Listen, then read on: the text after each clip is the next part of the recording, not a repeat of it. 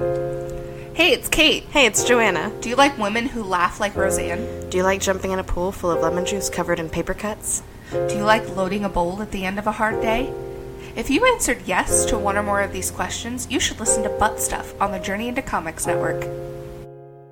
The following is a Journey into Comics Network production. We're gonna fuck the sodomites in the... Warning, podcastrophe imminent.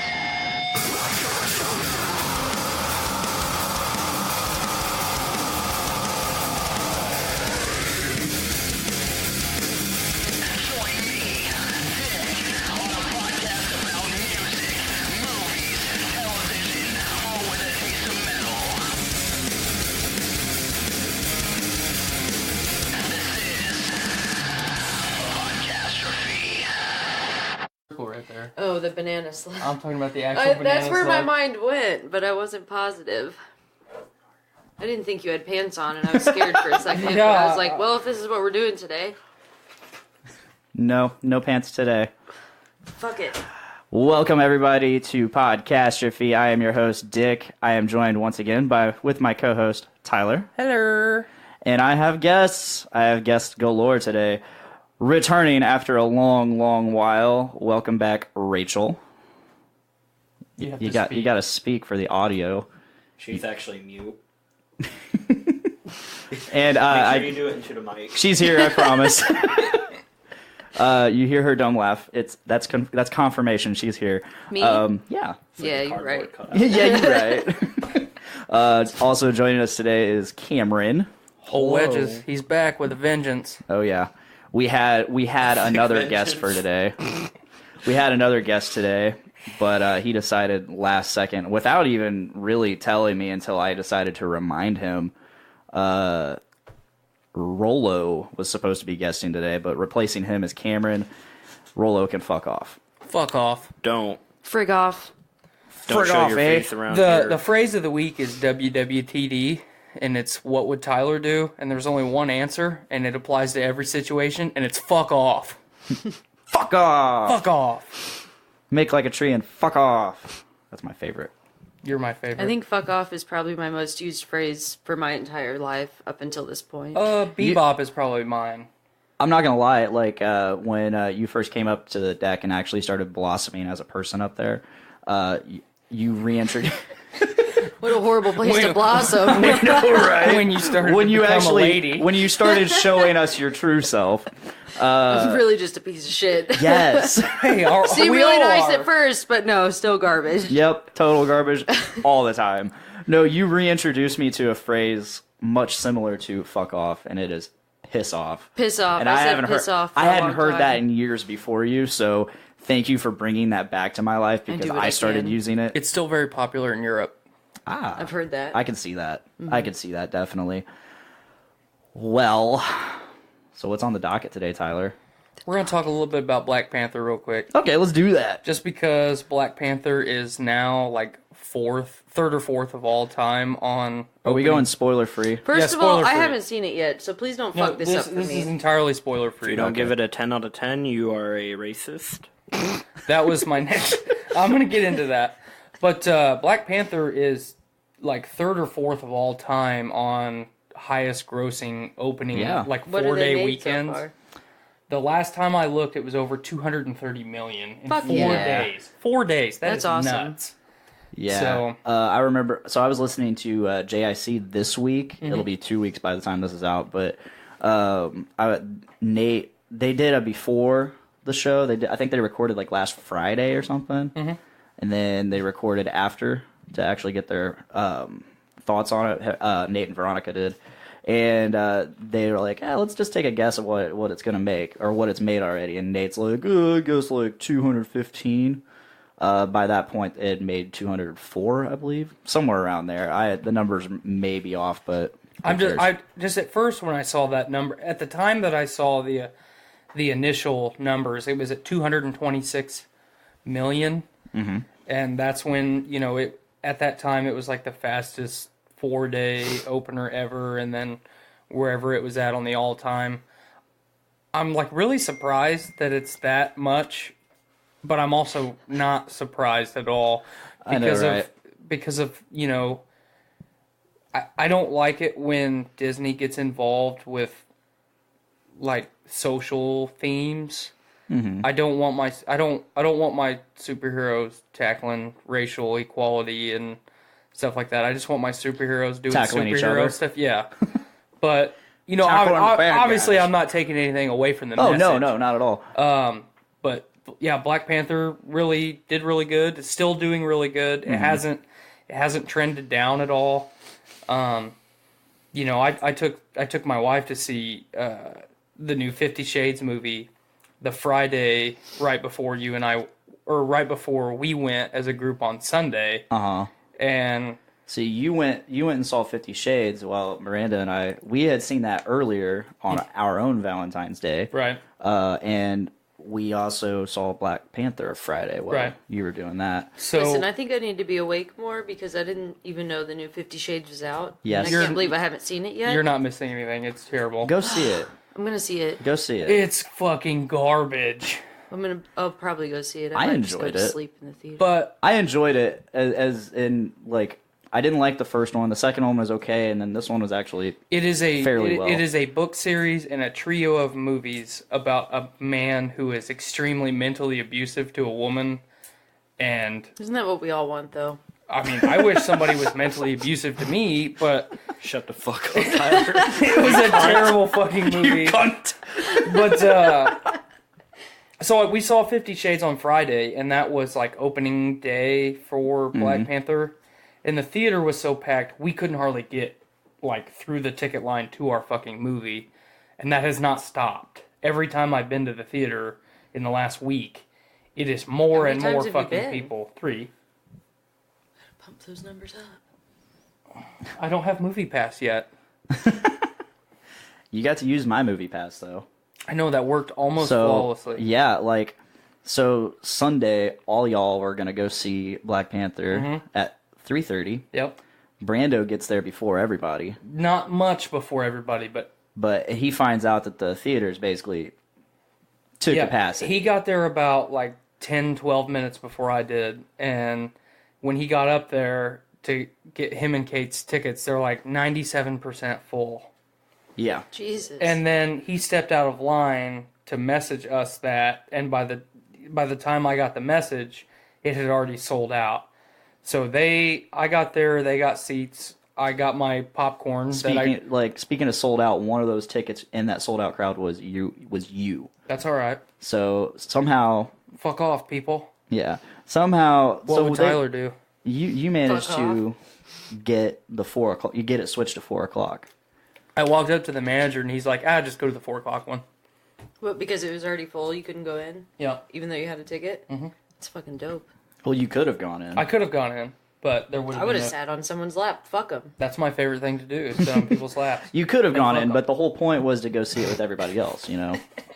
Right. And I wish I could have joined, but I went to Indy, You saw a badass concert. saw a badass concert.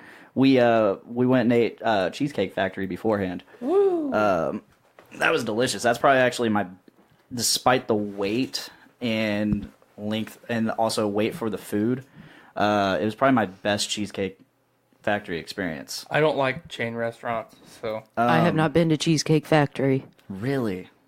Ever. I definitely it's suggest- like Outback Steakhouse with cheesecake. I definitely suggest the chicken Alfredo.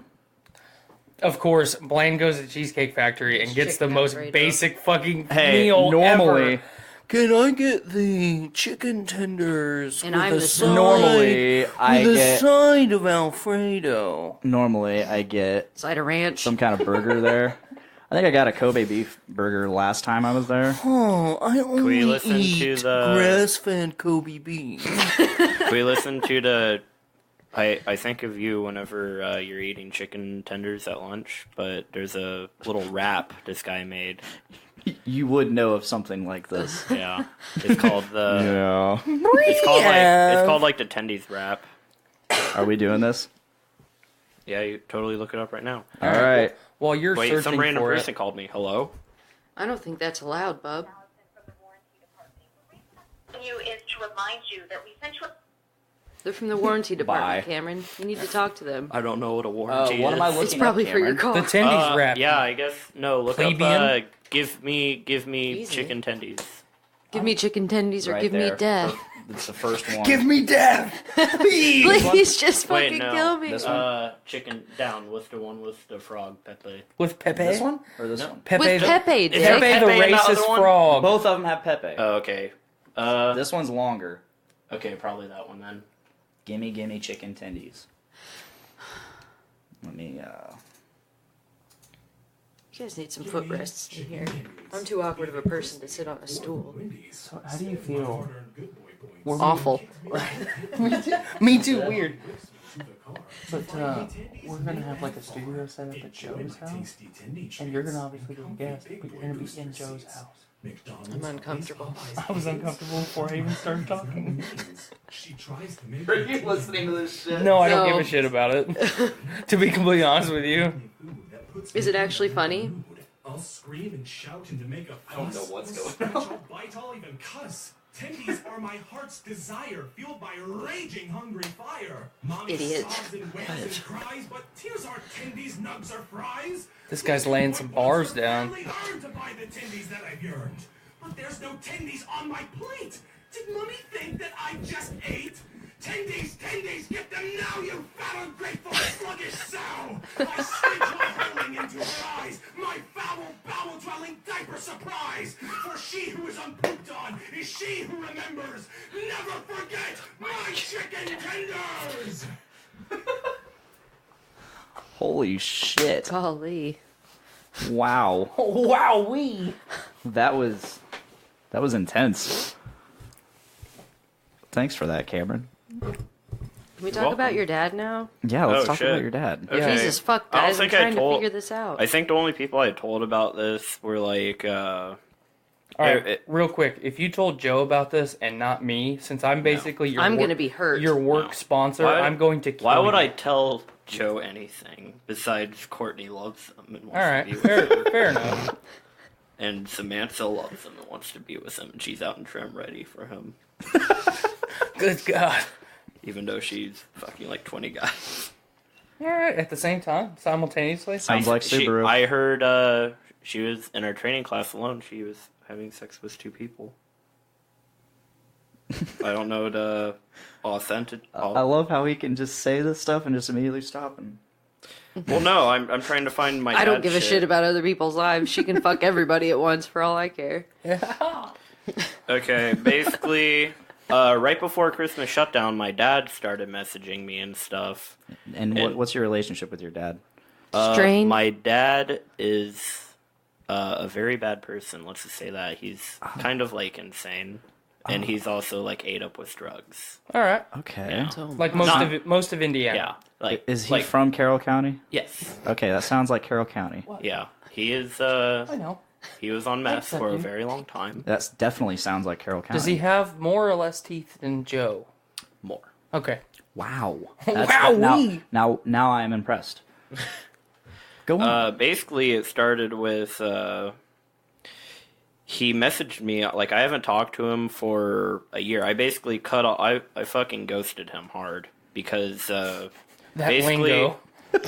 I didn't talk to him for like Damn 3 months. millennials. I didn't talk to him for 3 months, and then he was like, "Hey, son, I miss you. I haven't talked to you in forever. If you want to hang out." And so I was like, "I don't really want to, but I haven't seen my dad, so okay." Because we had like I know he has a lot of drug problems, but he's been in and out of like rehab and stuff.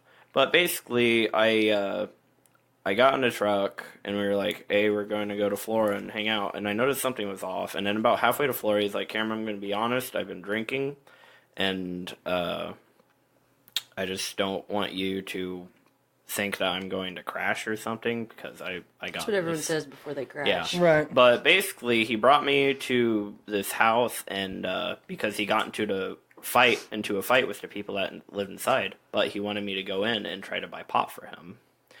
So and since it was in the town that I was familiar with and I had friends, I basically like, I'm not doing this. So he was like, whatever, I'll take you home then. So halfway there, like we were starting to leave the town, and he's like, you know what? I'm going to go back there and show them what I want. I'm like, no, you're taking me home. He's like, okay, well, you can't do anything about it. You're in my truck. I'm like, bet. So I fucking opened the door, and he fucking grabbed my arm, and I fucking yanked it away, and I just walked outside.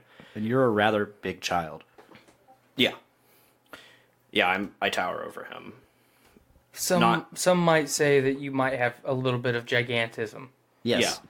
I mean, your calves are just enormous. You're almost slightly... I think your calves are the size of my thigh. You kind of remind me of the Elephant Man. Oh, thank you. The guy that has the fucking... Elephantitis. Yeah. Well, you said Elephant Man, and first thing I thought was the guy that has fucking, like, looks That's like Tree bark. Man. Yeah. Yeah. Don't be confused here. Come on, know your elephants and trees. God. Yeah, he got out, Rube. and then he got out, and he was, like, yelling at me. He's like, where are you going and stuff? I'm like, I'm walking to my friend's house, and he's like, no, you're not. And, so I'm like, okay, stop me. So he didn't stop me. He got in his truck and fucking peeled out really hard. You didn't tell him to square up? No. I didn't want to be around him, but I didn't want to fight him. Yeah, I feel you. Because he's my dad. I've been there. But, yeah, now, he peeled out and fucking showered me with gravel like a good dad does. And, Builds character. Mm-hmm. Yeah. So he left, so I just walked down to my friend Peyton's You can house. dodge a rock, you can dodge emotions. That's right. I wish I had emotions. Me too. But he left, and I just went to Peyton's house and just hung out there for a bit. I called my mom and was like, hey, my dad basically tried to have me do a drug deal with him, and then I told him to leave me alone, and he fucking peeled out and left Abandoned me. you. Yeah. And so she's like, what the fuck is wrong with him? So she came, and she was going to come and pick me up. Well, apparently my dad, like, he knew, I guess he somehow found out that I went to Peyton's house, so, I go outside, and, like, me and Peyton are sitting on the porch, we're fucking smoking cigars, because we're cool like that. Hell yeah. We're cool, like, what, fucking... You're Carroll County cool. Yeah. Were they Philly strawberry blunts? They were honeyed cigars. All right. I don't remember what specific name they were, but Peyton's the one that smokes them. But yeah, we were just sitting on the porch talking about it, waiting for my mom, and he fucking pulls up right in front of the house, and he tells me to get the fuck back in the car. I'm like, no, what are you gonna do? And he, like, I walked up to him, and he started talking to me about, like, God and stuff, and I was like, why does, like... He's telling me how he's changed and, like, how, like, he's trying to do everything that, like, God wanted him to. I'm like, why would God want you to be a pathetic fucking loser that's addicted to drugs? That's fair.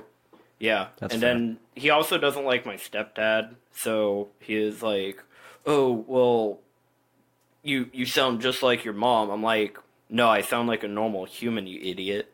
Good. So he got Good really one. mad, and he's like... Solid Old comeback. strategy, Cotton. Let's see if this plays off. Yeah, he then started yelling at me. He's like, fine, if you don't want me to be a dad, Mike could be your dad. And he fucking got in his truck and peeled off again. Was there gravel this time too? No, it was...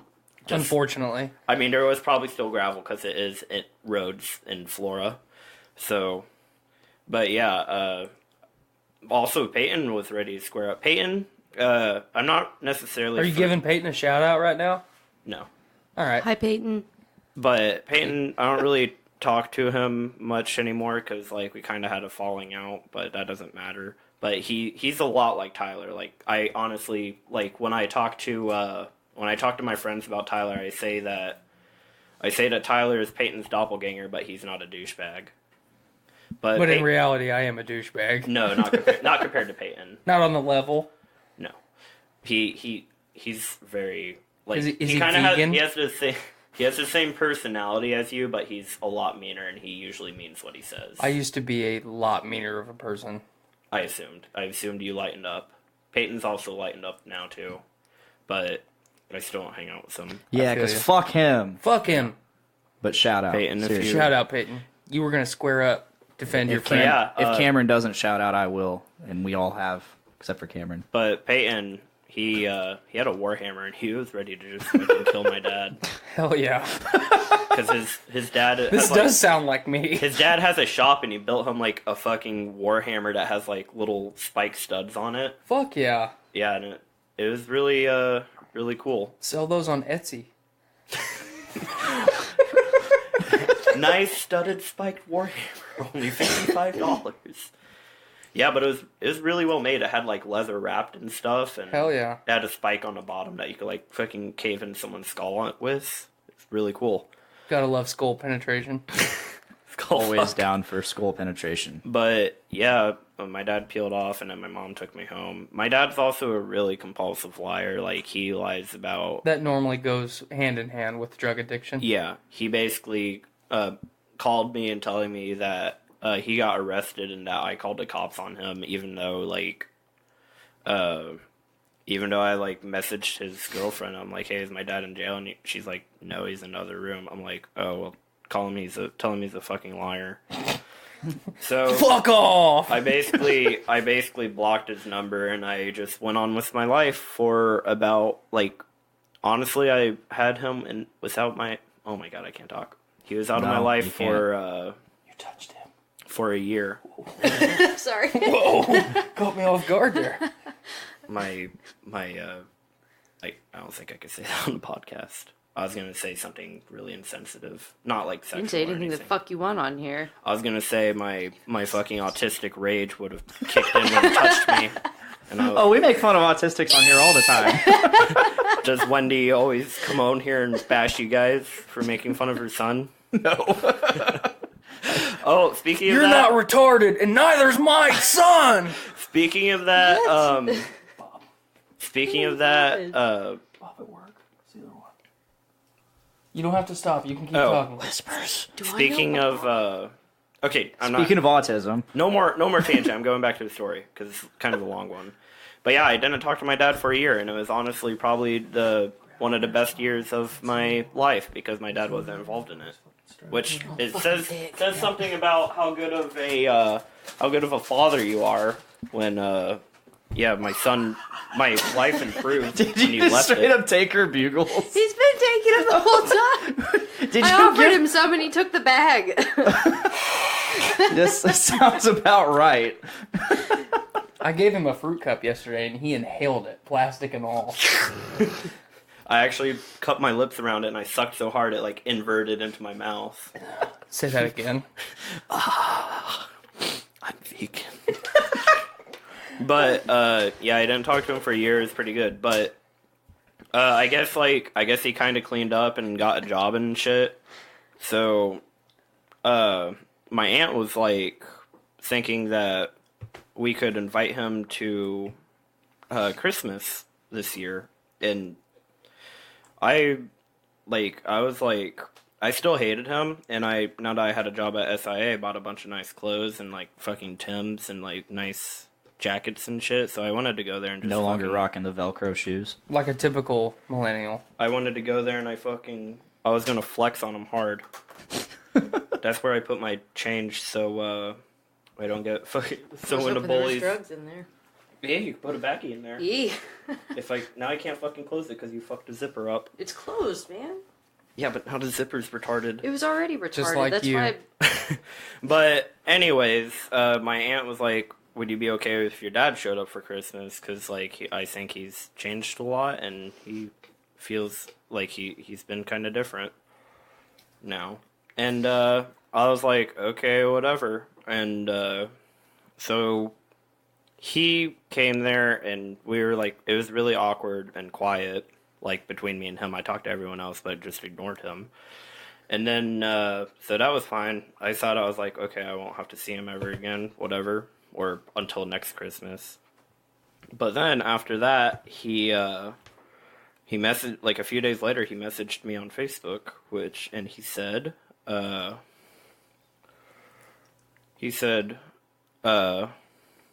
so you're not going to talk to me. Okay, well, I'm sorry. I've been a shirt dad. He also was really bad at spelling. Shirt dad. Shirt dads are the worst dads. I've been a shirt dad lately. Got things that I've been going through. Don't expect you to understand. Maybe someday you'll forgive me. Guess I'll talk to ya someday. Call your Aunt Pam. Bye. Well, love you very deeply, son. Instead of don't, he put font. Font ever forget that. I showed that text to my mom, and she said, font ever forget that. And I'm very proud of you. K. Period. Thanks. Quick PSA. There's still plenty of time before Father's Day this year. If you are currently a shirt dad, you have time to change. Thank you. I'm going to give Tyler a happy... Change is overrated. A daddy shirt. I hate that. Stay shirt dads. Stay shirt dad. Stay garbage forever. Fuck it. Basically, he said that, and I still really hated him. So I was reasonable. I replied with "Fuck you, cunt! Don't talk to me." And then that's when he bold strategy, Cotton. Let's see if this plays out.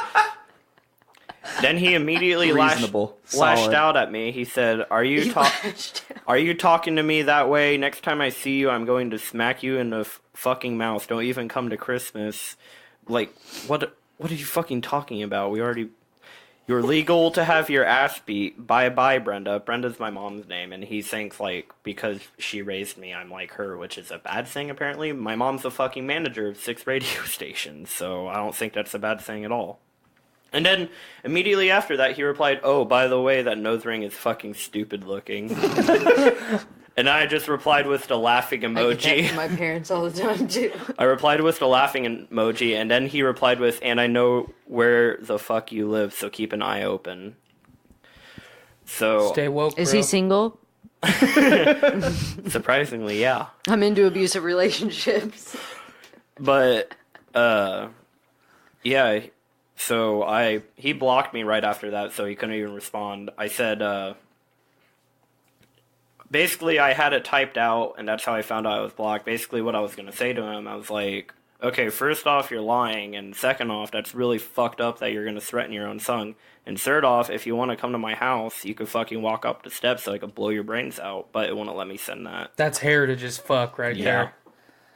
Don't fucking tread on camera. And then he, so I was never able to send that, and then... So things were left unsaid. Yeah, things were definitely left unsaid. Mail him a letter. I guess like it just says mail him a bag cunt. of dicks. Severed one. Just. But yeah, basically, like I guess day before New Year's, he fucking unblocked me just to send me an image of like back when you used to love your dad, and it was like dick pics. He said back when you used to love your dad, and it was like a bunch of photos of when I was a kid and shit. You look really unhappy.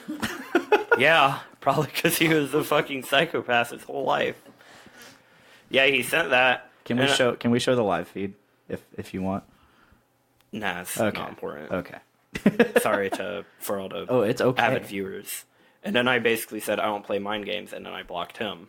So, and then that was the end of that. Please remove cloth. Show vagine. Open Bob. Can send Bobs. Send Bob very open vagine, please. I marry you very single, yes. I love that meme so much. Mimi. Thirsty Indians. Thirsty Indians. Yeah, but basically, he, so I was fine. Didn't talk to him, like, since basically some winter shutdown. So I was like, whatever. I went on with my life. And shit. As per usual. Yeah. And then I guess like a few minutes ago, a few minutes before the podcast started, my mom sent me a screenshot of his Facebook. She has him blocked too, but her fiance or my stepdad has him on there just to see what the shit he says because he thinks it's funny. And my dad posted something and screenshotted it, and my mom sent it to me.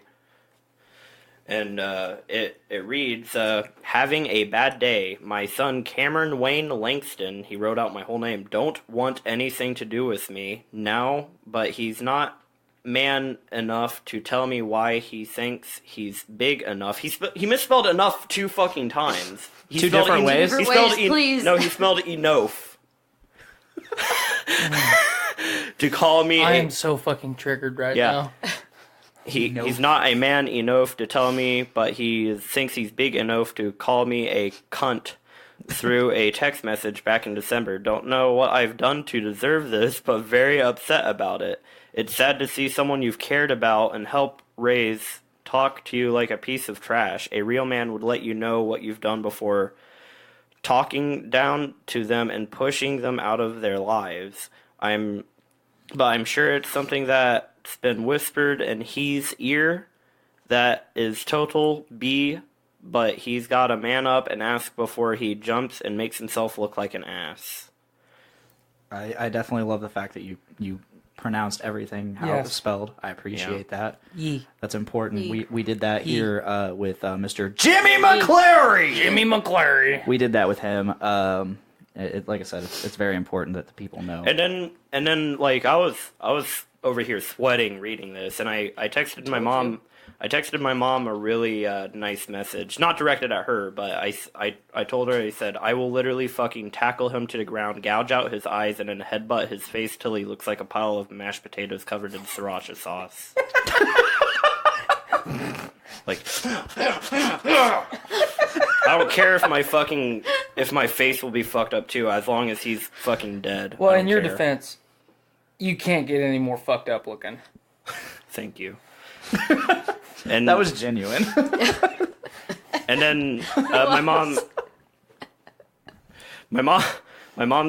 replied with, "LOL, he is so delirious. Nope, no idea why my kid. Nope, no idea why my kid hates me. I help raise him after all, with all my fatherly wisdom and good examples I set." And then my mom wrote, "Ha ha ha." And then I also messaged my Aunt Pam, and she just said, You gave in. You did what your dad wanted. Fucking spread You messaged drama. Pam. My aunt. He's pissed about something, and you get to be the target of his anger. Yeah. Is Pam a dude? No, Pam. It's actually Pam, Paul. And is Pam 21? No, it's my cool aunt. That's kind of like definitely not Paul. Kind of like took the lead as like the grandma figure when my grandma died. So that's pretty cool. Mm-hmm. But yeah, that's basically. I'll fight your dad. I don't give a shit. I say we should all, because I probably could find out where we live. I say we all like get in a car and with like baseball bats and fucking walk out slow motion, fucking like, explode the car behind us. Yeah, fuck yeah. My dick's hanging out. Yeah.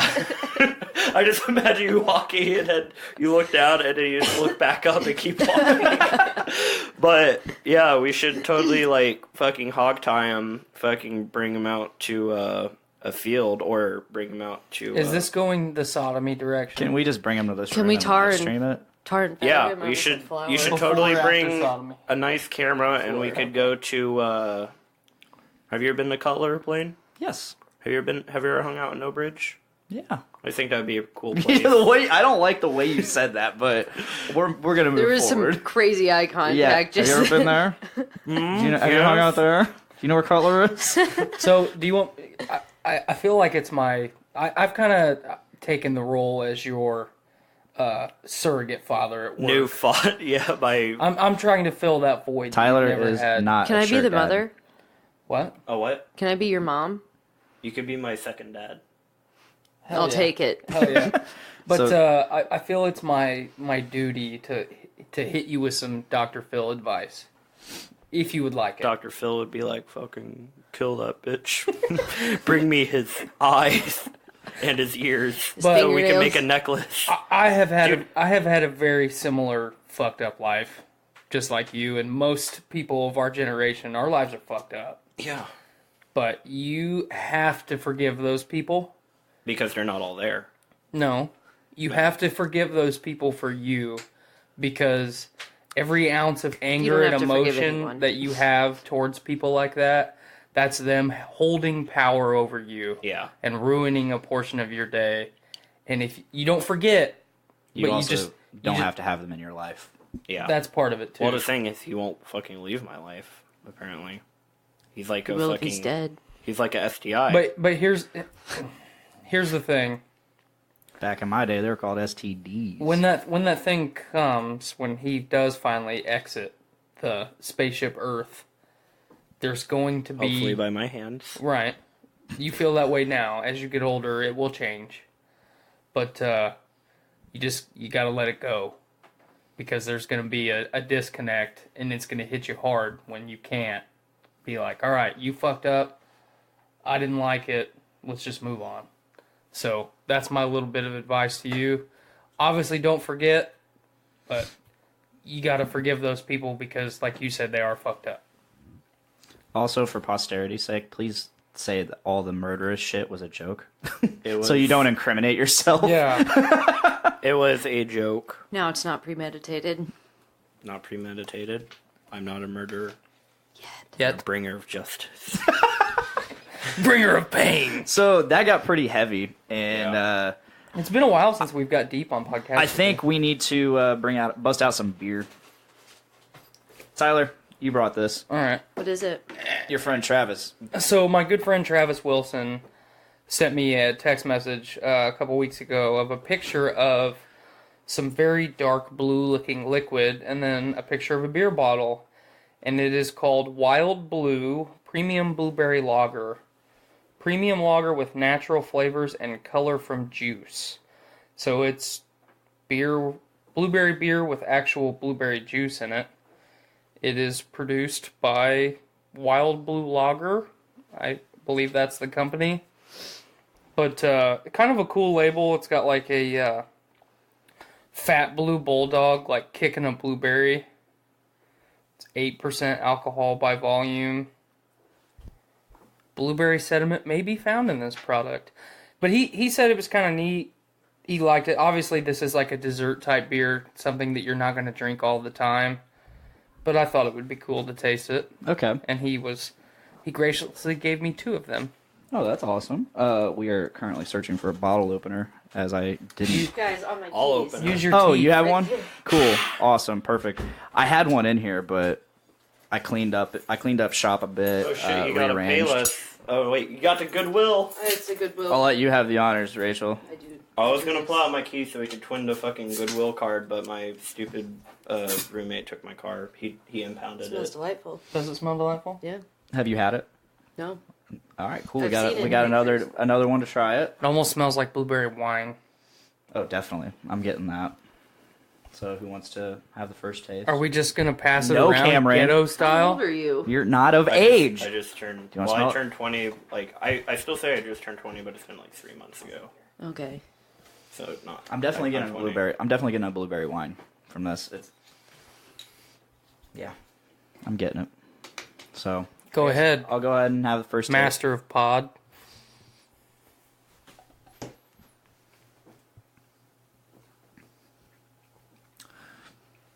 That's an interesting. He hates it. No, I don't hate it. It's really smooth. First I off, strongly not his hated disliked face, it. So. no, that's really smooth. It's got an interesting texture. It's definitely heavy. It feels heavy in the mouth. It is really smooth.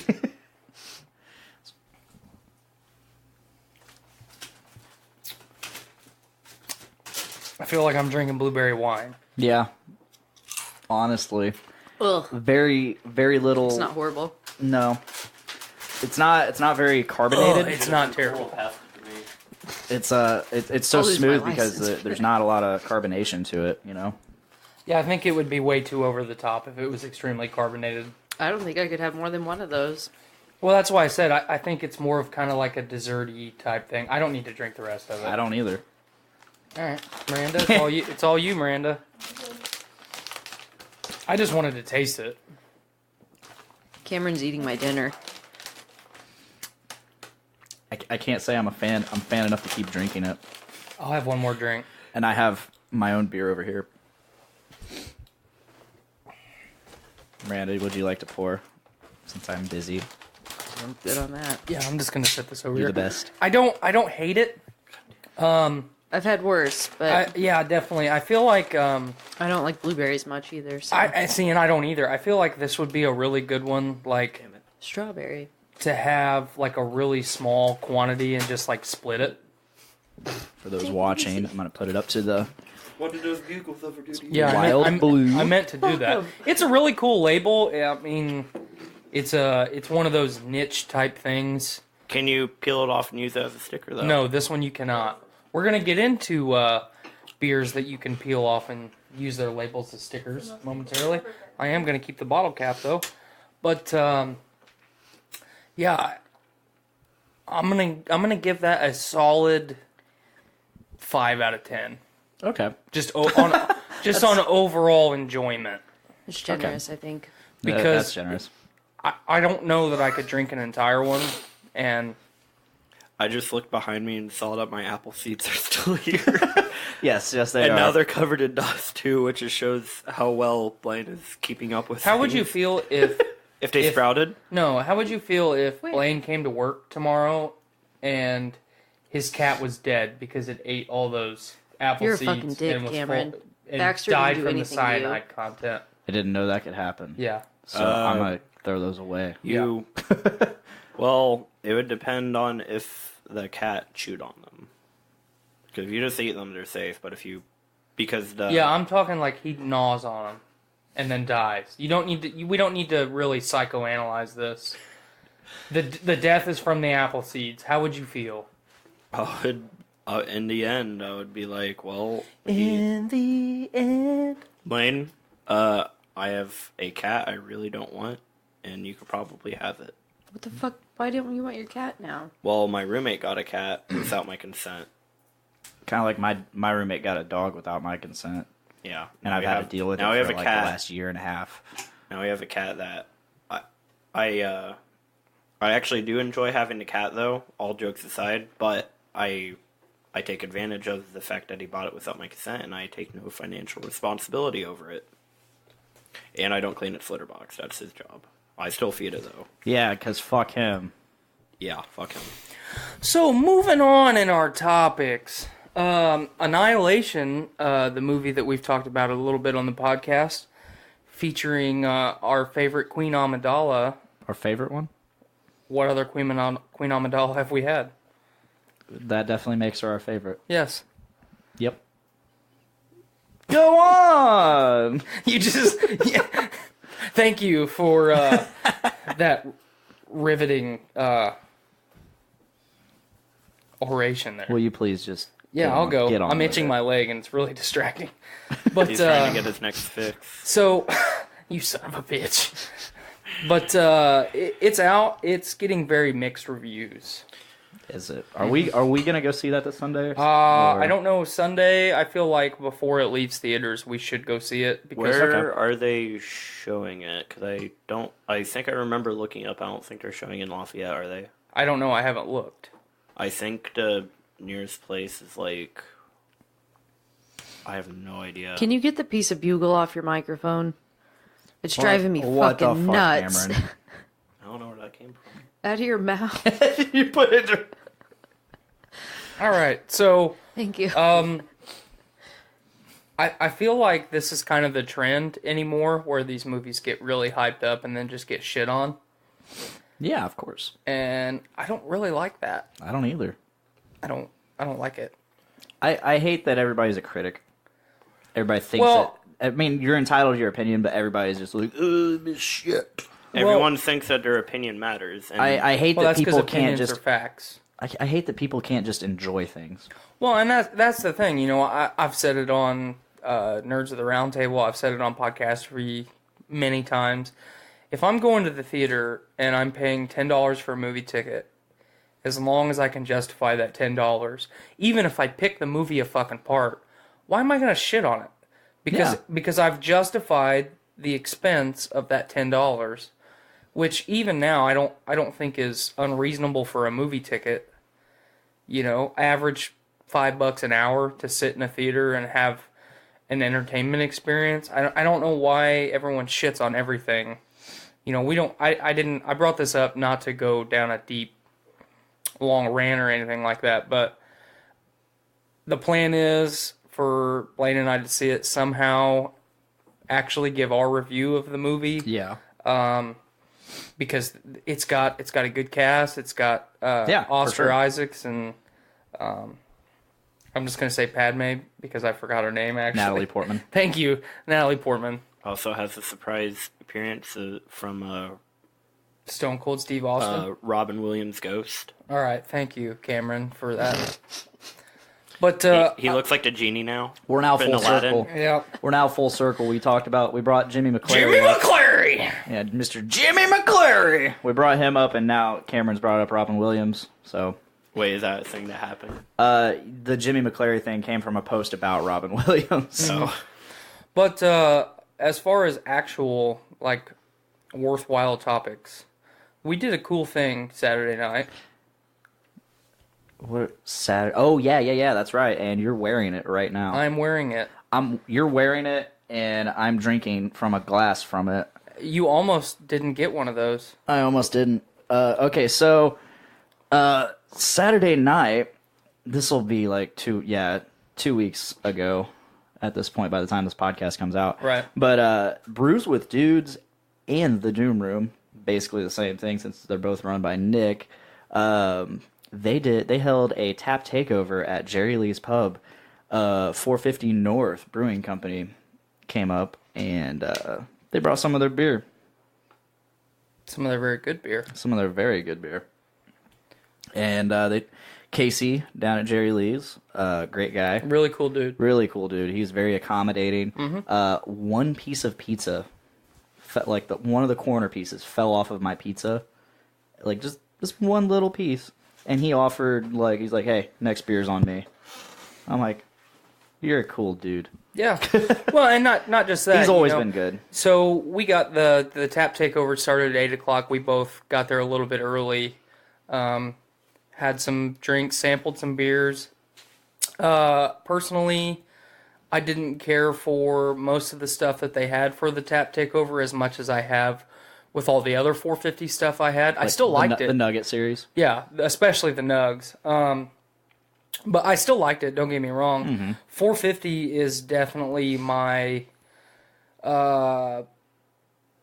top-of-the-line model, so to speak, as far as, I'm really not the craft beer guy in our duo here. You are. Yeah. And slightly. My portfolio is growing as far as ones that I like, but 450, I like all their shit that I've tried. Mm-hmm. But we did a cool trivia thing. Yes, we were. Our team name was Dick's Bukkake Palooza. Yes. So our team consisted. Our team We'll get there. That name got me weak in the knees. I wish I had knees. But you're like fucking Hank Hill's dad. Cotton. But our trivia team consisted of Blaine and myself, his significant other Miranda, my wife, and my good friend Travis. And right before the event was starting, we were having just a gag session. That's what I'm gonna call it. Yep.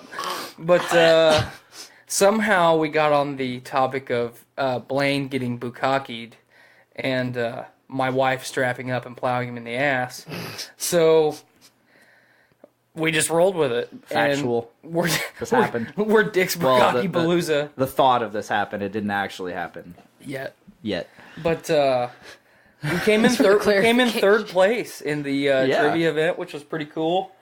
I had a foot race with another contestant, and I ninja starred a paper plate at Nick. Yeah, we were tied for second. Yep. And so it was like a final showdown between us and the other team. Sudden death. We were wrong. Yeah. I really regret that too, because I knew the answer to that question, but what was the question? You didn't say it loud enough. You got to have commanding presence. Miranda is off in the corner saying she said the answer. But say it loud enough. The question was, what language has the most words? And right away I went to English. But then I was like, wait a minute, that's too easy. And then I said Mandarin, and everybody's like, yeah, go. So I wrote down Mandarin. And then I started to walk towards Nick and the other contestant that was carrying their baton, so to speak. And I locked eyes. I saw that. And then he started to and he had much longer legs than I did, so he started to stride it out. I don't know why I feel so nervous right now. I had to pitter-patter my way up there. And, they wrote their answer on a napkin. I wrote our answer on a paper plate. Full-size paper plate. Full-size paper plate. Not Dixie. This was a shit paper plate. The kind Joe's wife stole from him. Yes. Probably. So as I'm getting there, he's going to beat me, and I knew it. So I extend my arm like Bruce Jenner in a decathlon. Like that famous back before painting. he became a woman. And ninja starred the plate at Nick, and it hit him and bounced onto the floor, and he just looked at it. You're wrong! And then I contemplated suicide, more so than I had already that day. Paper plate. Just death by 1,000 paper cuts. We had some interesting answers, like the way we answered. Like, for one, just a example, who was the painter of A Starry Night? And we're like, Van Gogh. And I was like, wait. Just in case, put in parentheses, Vincent. We did that for 4 different things. Parentheses. Yeah. So that was a good time, and we got some cool free merch.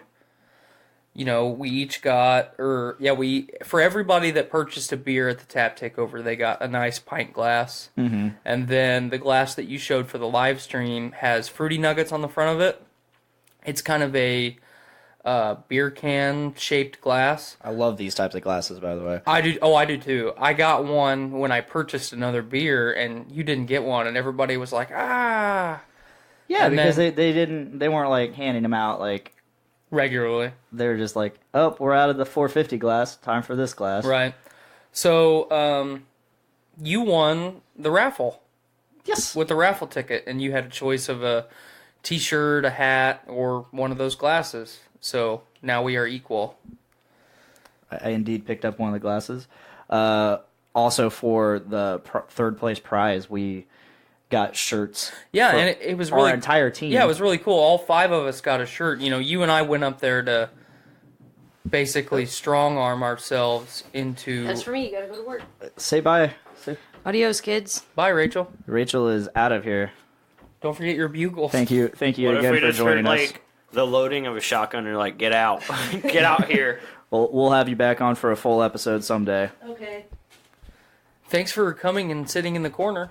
Yeah. Can you leave your bugle? Bye. Oh, you did leave your bugle. Thank you. There's 3 left. Yeah. But, yeah, normally it's here, you get 3 t-shirts. Yeah, our team were supposed to be 2 to 3. And there was 5 of us. Casey asked me, he's like, hey, how many people are on your team? I'm like, 5. No, just leave it. It's all good. It can be a room mic. So I'm going to stand up for the live stream and show this badass t-shirt that I got that actually fits. It's not from Baby Gap. Mine is a large. And I felt they were all out of mediums. Oh no. But yeah, they were all out of mediums, so I had to stick with a large. But yeah, I couldn't not include Skylar and Miranda in our team because and Travis too. Travis was already part of the team, but Skylar, he was part of our 3. But Skylar and Miranda helped us out so much. They did a lot of the answers, and even if some of them were wrong. And we had a trick question thrown at us. What Nick asked, what is the hardest part of the body? And everybody assumed he said, what is the hardest bone in the body? When he initially said it the first time, I'm 99% sure he did say bone. He said part. And the first time he said the question, and then he repeated the question 2 more times, and I think that's when he said part. So we all said the femur. I thought isn't it the teeth? That is the hardest part of the human body. Except for Joe. Jennifer from work, she's commenting on the the live chat. Yeah, what's going on with our chat? We haven't been... Not a whole lot. It's been rather empty. I see lots of the Podfather. Yeah, that was a while ago. Rotten Tomatoes also rated Black Panther as the highest all time, as in the best movie ever. Really? Jennifer just commented saying Cameron is doing some ASMR. You'll find out later. Oh. Alrighty.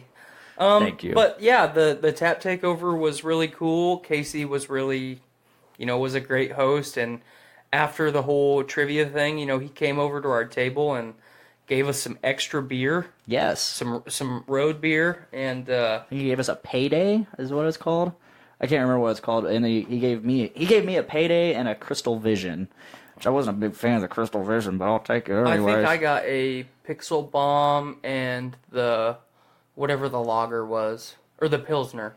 So it was the payday also, I think. Okay. But I haven't tried the payday yet. But it's really cool because he didn't have to give us that. He didn't. And we had a good conversation. That was the first time that I'd met him. That's the first time I've been in Jerry Lee's in a long time. Oh, really? Yep. We'll get used to it because Nick's doing a lot of shit down there. I like it. It was a great little space, Obviously, all the pinball and shit was cool. I've my last 2 shows in my first band were in that venue. Did they still smoke in there? No, not at that time.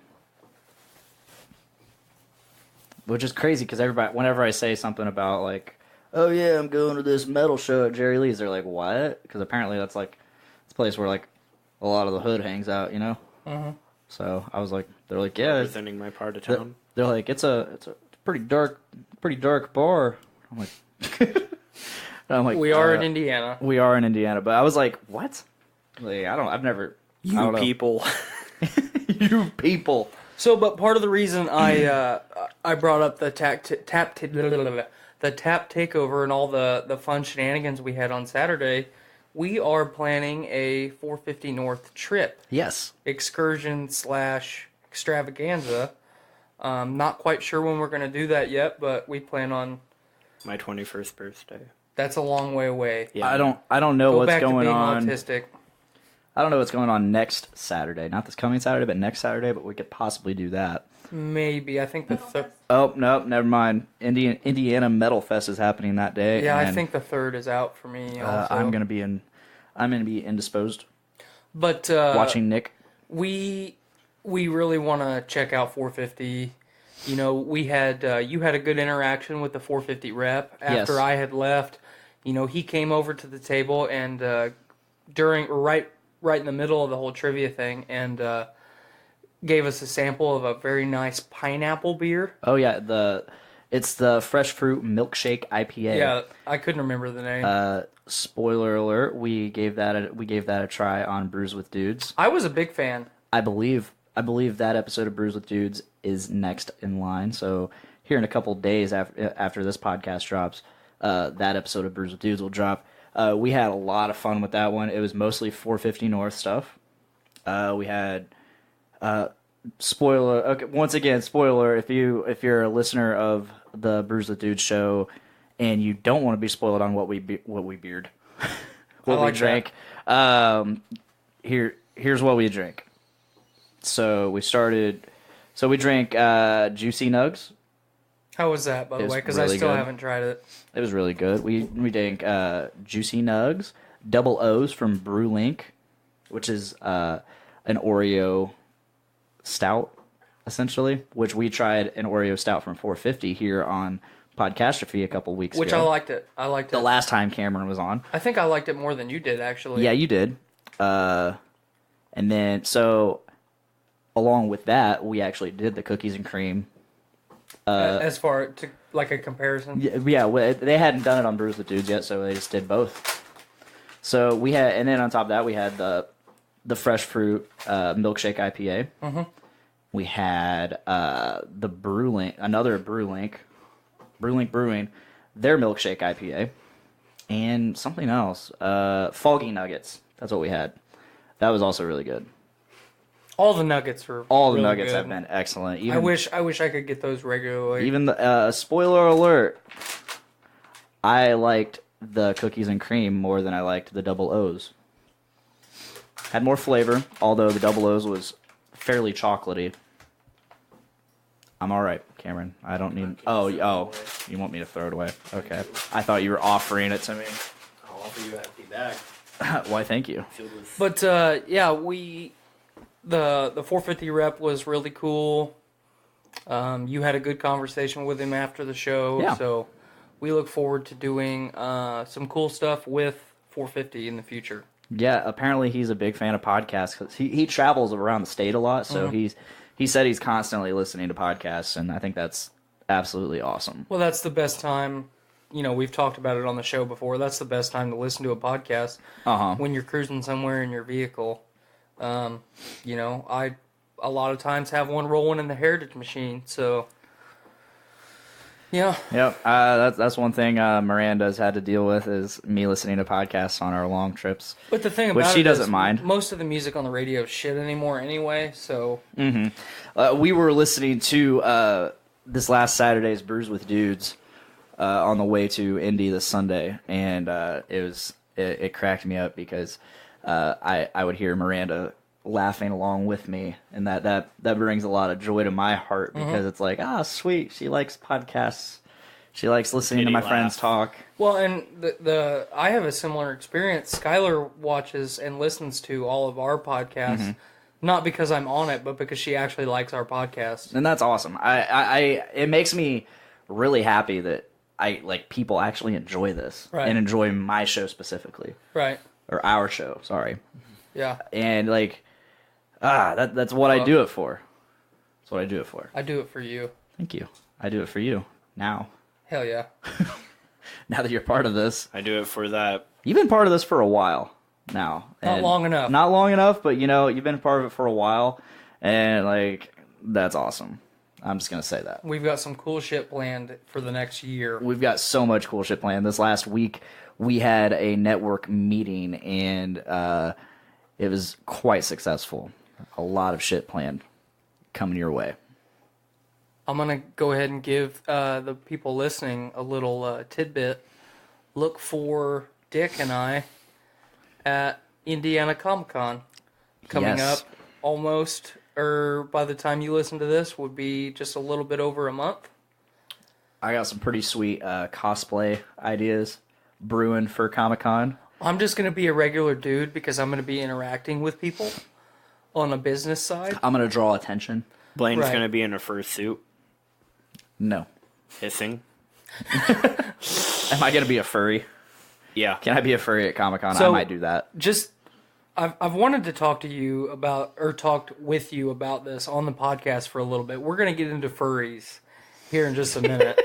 But oh boy. Yeah, look for Blaine and I at Indiana Comic-Con if you're an Indiananite, a Hoosier. Also look for us at LaFiCon here in Lafayette. Yep. We'll have later about this that June. as it gets closer. June, July. You're not sure if you're going to venture down to Gen Con yet. This will be the first year that I've attended Gen Con. I'm super pumped because that's one of the biggest, that is probably the biggest convention in Indiana. Yeah.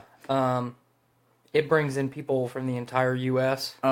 Speaking of Jennifer in our group chat and loyal live feed watcher, Thanks for always being here, Jennifer. Yeah, she was the first person that joined the feed, and that's awesome. She usually is.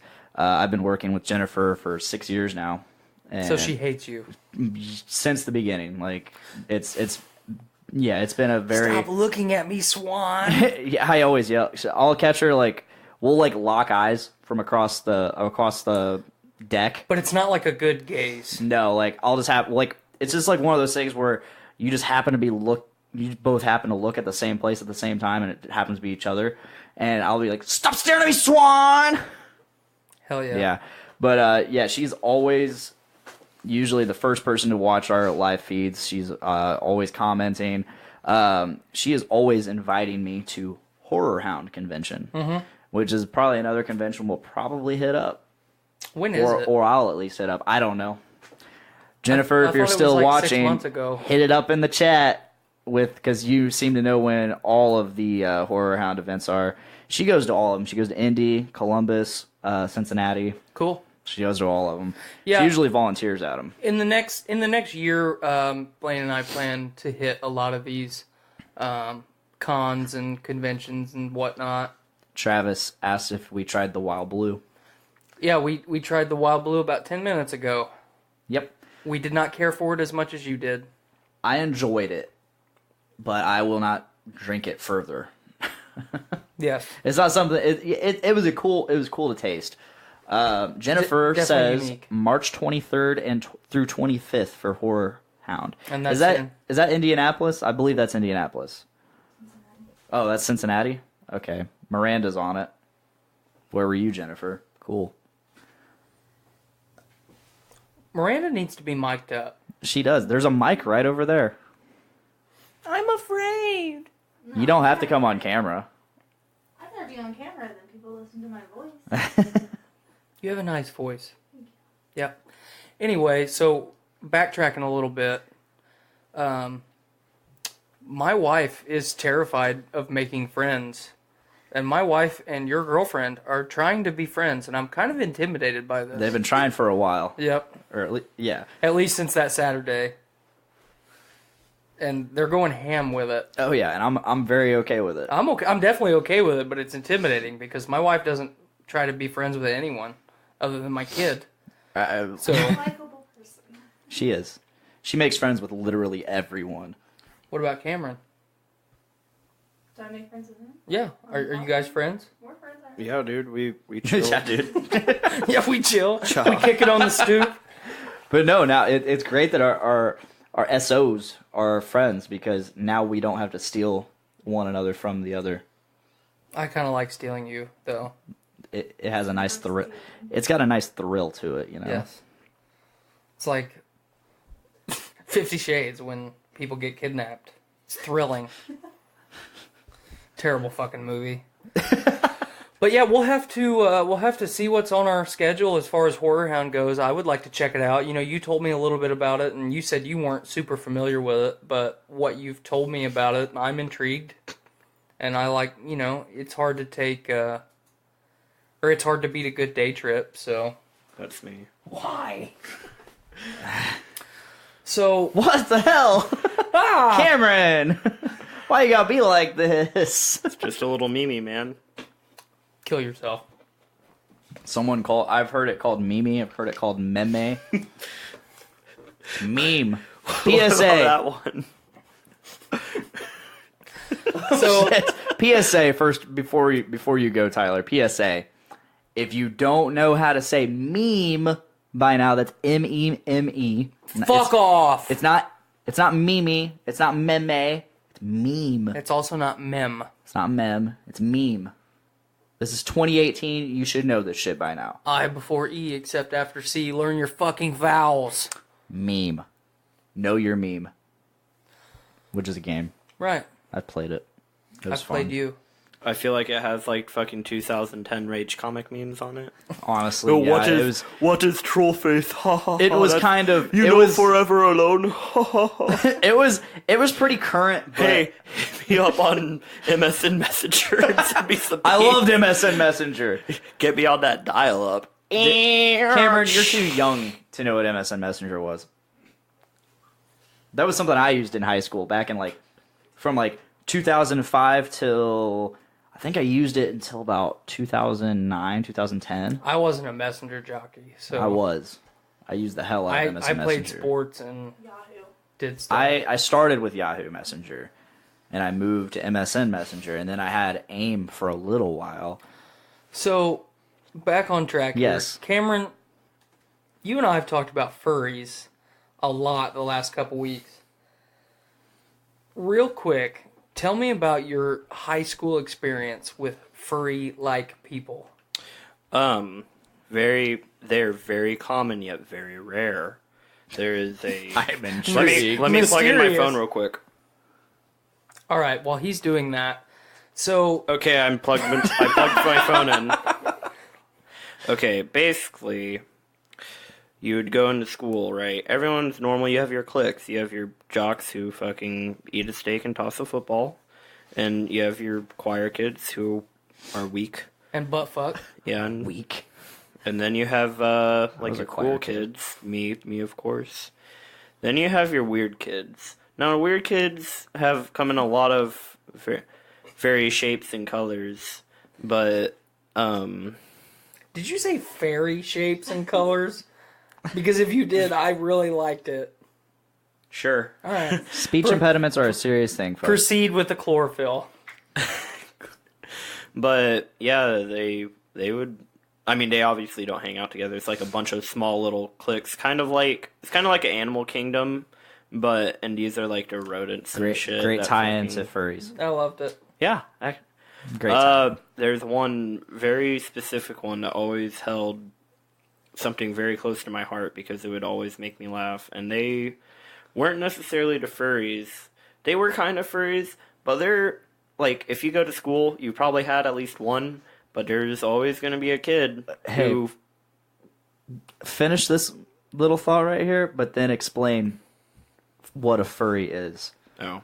Yes. Okay, real quick. A furry is a person that, for some reason, they feel like being human is shitty, and they feel like they identify more as an animal. Sometimes they even like to dress up as an animal. And then have orgies. Keep in mind, the furry lifestyle has been around way before the whole... How dare you gender neutral binary? It was definitely all around, but people probably didn't share it because they didn't used to have like access to the internet like we do today. That's probably why it's all like fucking popping up now. Yeah, it's the cool thing to be. I remember furries were a big. They've been a big thing as long as I've been on the internet. Yep. I somehow ventured into the bowels of the internet rather early on. Okay, real quick, I want you to picture this. Oh. A wide open field. Wide open field? One side, an army of juggalos, all down with the clown, holding fistfuls of grape Faygo. And then in the other fist, the other side, thousands upon thousands of people dressed up in animal costumes. Dicks and assholes everywhere. Tails. Hooves. Tails fluttering in the wind. Styrofoam hooves. Who are you putting your money on? The juggalos or the furries? The furries. The furries have this animal instinct. Yep. They also have so much sexual rage. And they have bull shark testosterone. But sexual fury. That's name of the episode, Sexual Fury. I like it. The juggalos also don't have anything to lose, so that's also... Yeah, that is a good point. And either... down, Sexual Fury. Either Way way... you spell it? Furry. Sexual... But, yeah, so, like, either way, if there was a giant war, there would definitely be no winner in the end, because whoever wins, there's still juggalos and furries. So. That's right. So anyway, back to what furries are.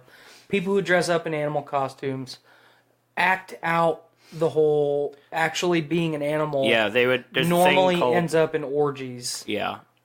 Or either ends up in orgies or their mom's basement. Yes. Sorry if you're a furry and you probably are listening from your mom's basement. Yeah, but... we're not hating on the furries. I'd rather be around a furry than a juggalo. Yeah. Because a furry can actually be a real person. Yeah. If you're a jugular. Kill yourself. If you're a if you're Compose yourself, damn it. If you're down with the clown, you could get right out of town. Hell yeah. So we've both experienced a like subsect of the furries. The kids that wore headbands with ears on them and tails pinned to the back of their pants. Or a backpack. And there's one common thing that all these kids did to us. Actually, I talked to a few people about this, and there's actually a few other things, and once I bring them up, you'll totally agree. Okay. But number one, the one above all... The biggest sign is if you see them and lock eyes with them, they will fucking hiss at you. Full on, like, glaring teeth. And the weird thing is you don't ever know if it's like a viper's hiss. Or like a or cat like a hiss. cat. Or like a something. Whatever they identify as. But I remember the first time I encountered it, there is this girl, she'll go unnamed, that was in my high school, that was one of these people. And my first encounter with her was like probably like about a month into school. So you do classify them as people? Okay. They have legs, right? Okay. I just want to clarify that.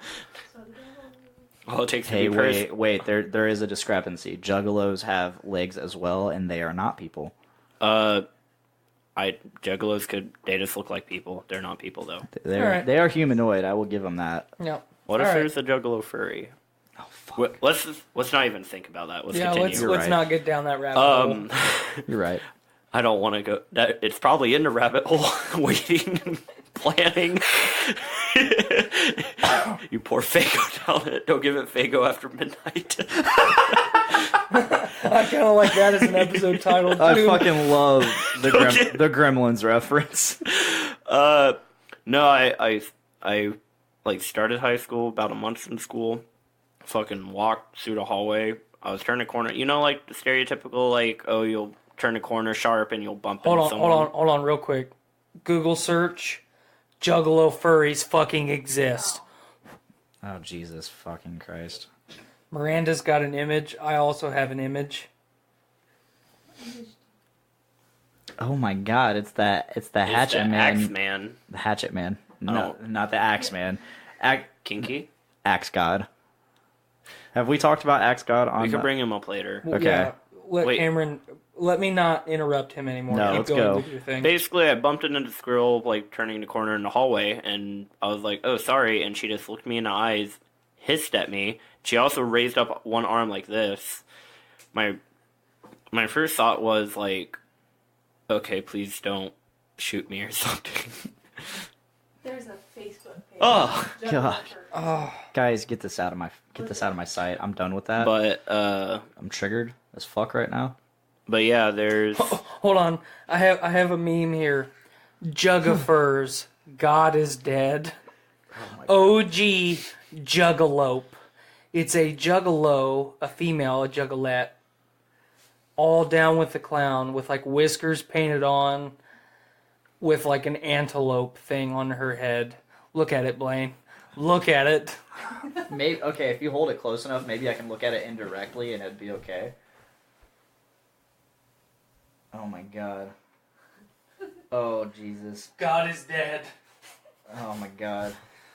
So Cameron, this sweet little lady hissed at you, made a claw gesture. Maybe what was your reaction? I was like, physically. Oh, I was like, I just kind of shrugged my shoulders and kept walking, like it didn't bother me. You didn't shoulder check the fuck out of her? Dude, I'm pretty sure if I shoulder checked her, she would have like bite my ear off full on Mike Tyson style. And she would have injected her venom? Yeah, what if she bit me and I became a furry? Like, I don't want to do that. Yeah. We don't either. But yeah, like I was like, okay, whatever. And that's when that's actually that same situation is when I bring up the second part. For some reason, these same kids that hiss feel the need to just fucking sprint through the hallway with their arms behind them, like Naruto style, full on, like they're trying to become Hokage. They're fucking run, like they're running so fast with their arms behind them that and then they, for some reason, they also are like Altair or something because they're like fucking dodging and weaving people trying to get through as fast as they can. Their backpack on their back, like so loaded down with furry books that it's like weaving from side to side. It's actually called manga. Sorry. The offense in your voice was just pure. No. Pure. So one of the questions that I had for you a couple weeks ago when we were talking about this, you actually asked me like how many furry kids I had in my class, and I told you a solid 15, and you looked at me just disgusted and surprised because you didn't have that many furry kids. We didn't have that many kids compared to yours. Right, you went to a lot smaller school than I did. I think my graduating class had more kids than your entire school at one time. My graduating class had 70-something people. Yeah. My graduating class had more kids than, like, all of Carroll County. More people. But I had 128 in my class. I had, like, a shit ton. Yeah. But anyway. Go on. So, do you think that when there's a large like population center, like a school. The larger the school, the more of these furry kids there are, because not just by happenstance, but by like one furry kid sees another furry kid, and then they band together, and then they start bringing people in their ranks. That's actually, like, I've done not actual, like, study, but I've watched, like, documentaries over, like, why people are furries and stuff, because that kind of stuff interests me. Like, why are people like certain ways? Not just specifically furries, but, like, other kind of, like, cliques or, like, weird things people do. But this documentary said, like, they took a pool, they went to, like, 5 different schools that had a lot of these furries, and they will actually, like, form packs. And they'll even have pack leaders and shit. Which is really, really weird. Mother of God. Yeah. That's all I had to say. But that's all I had to say about that. But not only that, like, another consistent thing that furry kids will do is, after school, they would, usually they would find a place, and they would, like, kind of claim that place as their designated, like, territory. And it's weird because, like, these people don't have... They've never met each other, like, these groups of people, but yet they all have the same tendencies. Like, these people have, like, subliminal, like, deep heritage genetics that make them follow these codings inside of them. I don't know how to describe it. It's their animal instincts. Yeah. And there's also the people that, like... Another group of people that I really don't like in school are the people that are full on, like, fucking blonde hair, blue eyes, and they're like, I'm 1/8 fucking Cherokee. And they walk in with a goddamn headdress. Oh, they're so annoying. Did you actually have those people? Mm-hmm. I did not. Headdress and all. That goes to show you. I've never seen a headdress, but I've heard stories of, like, after I left school, these 2 girls, they started wearing a headdress. Not like a full-on, like, 100 feathers, but, like, a headband with, like, a few feathers on it, like, hanging down. I had those people. So, I am from Delphi, Indiana. Mm-hmm. No one gives a shit. I went to Delphi Community High School. Cameron, you went to Carroll Consolidated? Carroll Consolidated School Corporation? Yes. So, our schools were rival schools, both being in Carroll County. Mm-hmm. This goes to show you, since I never saw any of that shit, this goes to show you Delphi is better. Cool. Delphi is better. You win, Blaine. I guess Delphi is better. I know. The fangs come out. Yeah. He admits it. Yes, he said it. I don't care how much sarcasm is in there. I actually really don't care, and I don't care about rival schools at all. Because I was a McCutcheon Maverick, and I hated that fucking place. Yeah, I was gonna say I didn't really. I actually like Delphi. I only liked my senior year because I had a really cool art teacher, and I did art all day. So, that was it. Jennifer comments saying Frontier is better than both. Frontier being the school in Brookston, Indiana. Fuck them. I hear Frontier raises Nazis. Yep. Yeah, that's what I we heard. hear Frontier raises Nazis. What's the foundation of the building is made from ground up babies. Okay. What's my good buddy Travis got to say there? He says, I'm sure you guys saw, but 450 North is having another release for Fruity Nugs on 3/2.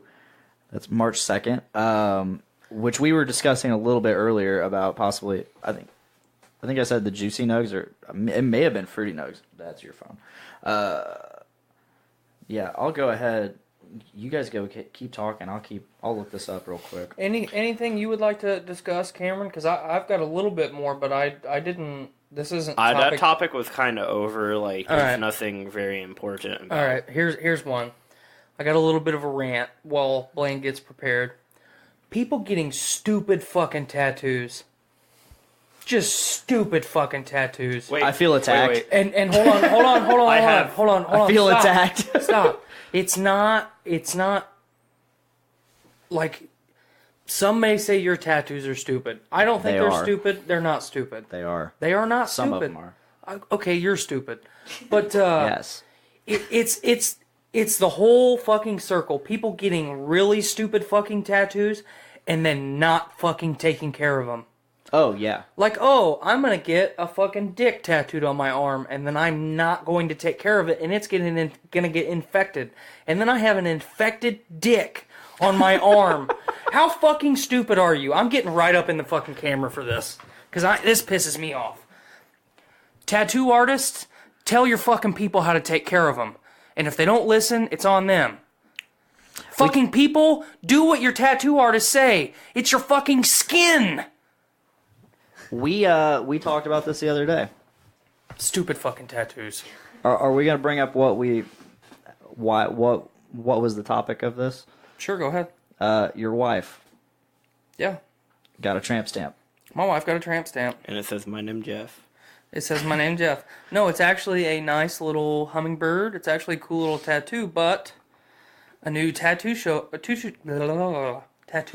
opened up here in town a couple years ago. Like 6 years ago at this point. And she's like, hey, I'm going to go get a tattoo with my grandma. Oh, that's cool. Where are you going?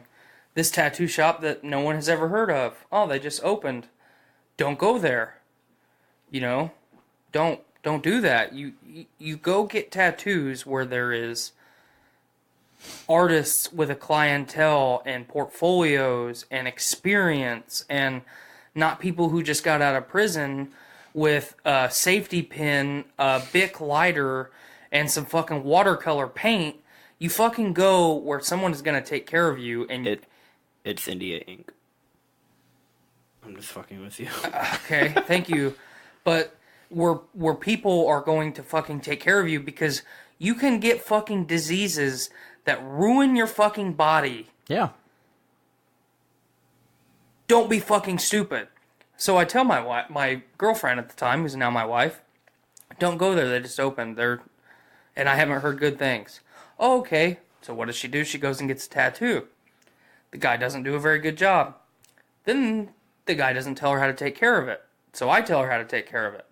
Well, rule number one, when you're with somebody for a really long time, you tell them how to do something, they're not going to do it.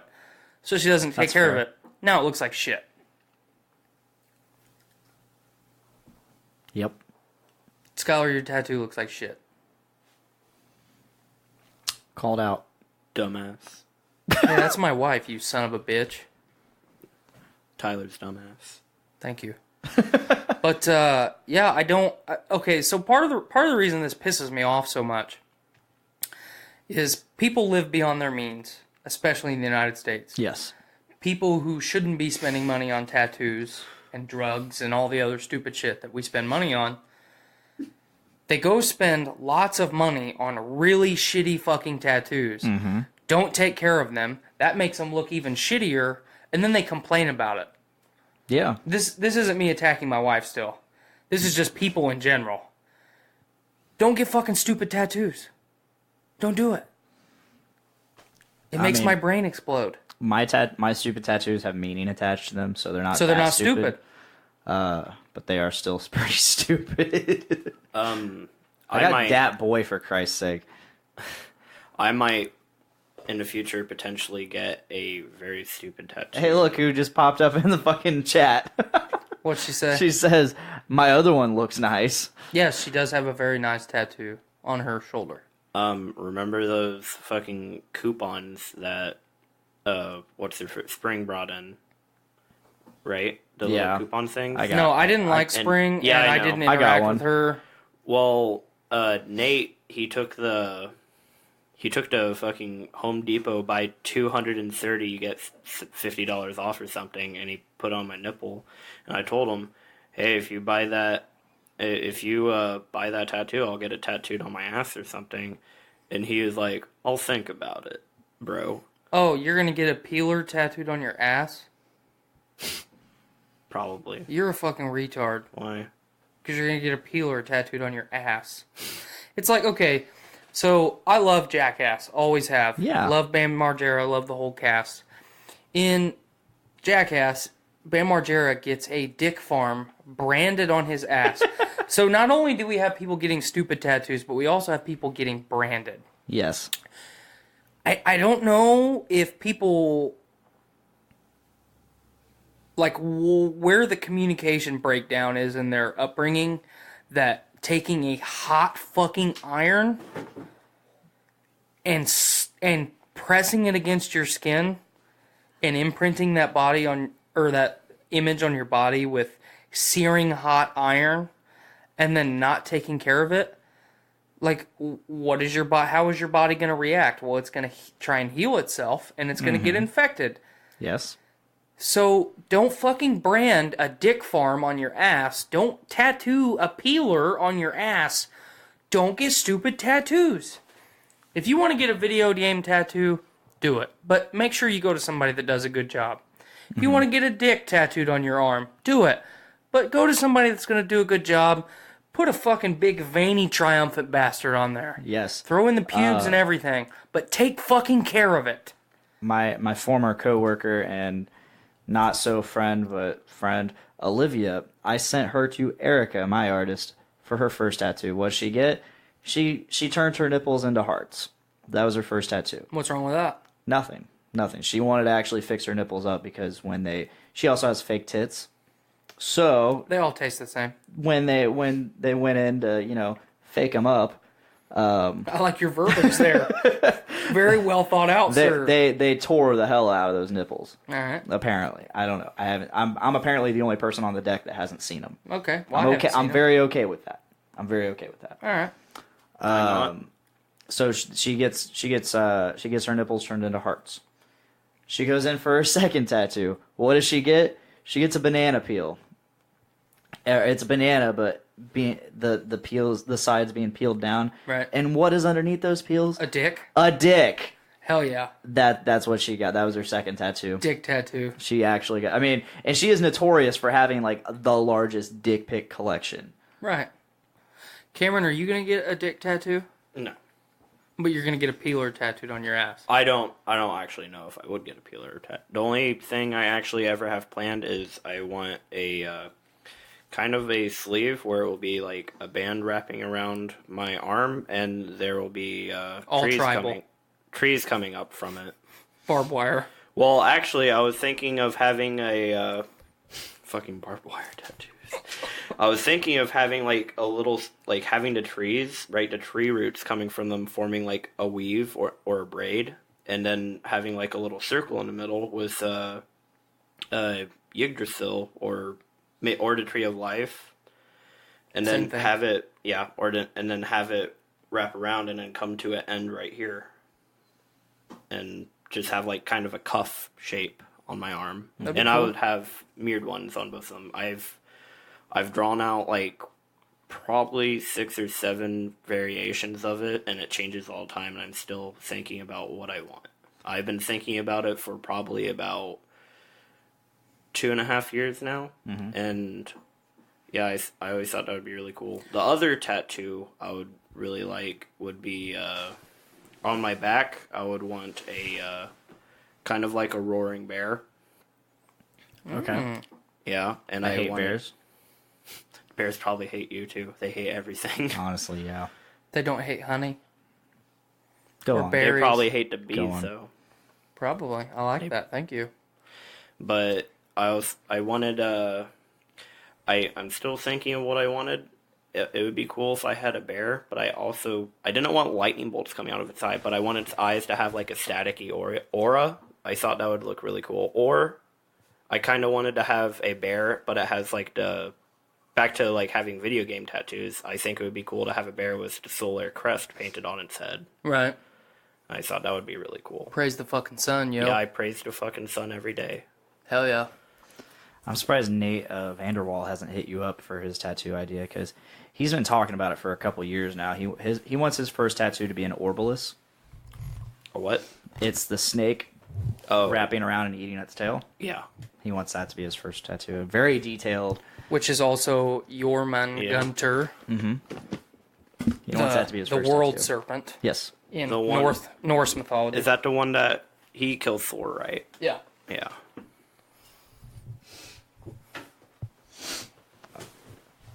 Yeah, so if I could make a suggestion for you when you get your tattoo, go to Erica McKinney at New Breed.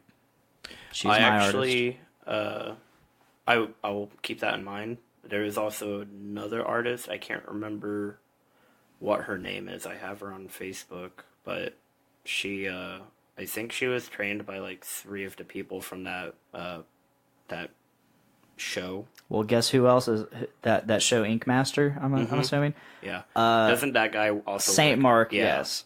Saint Mark also is a co-owner of New Breed here in West Lafayette. Mm-hmm. Whatever.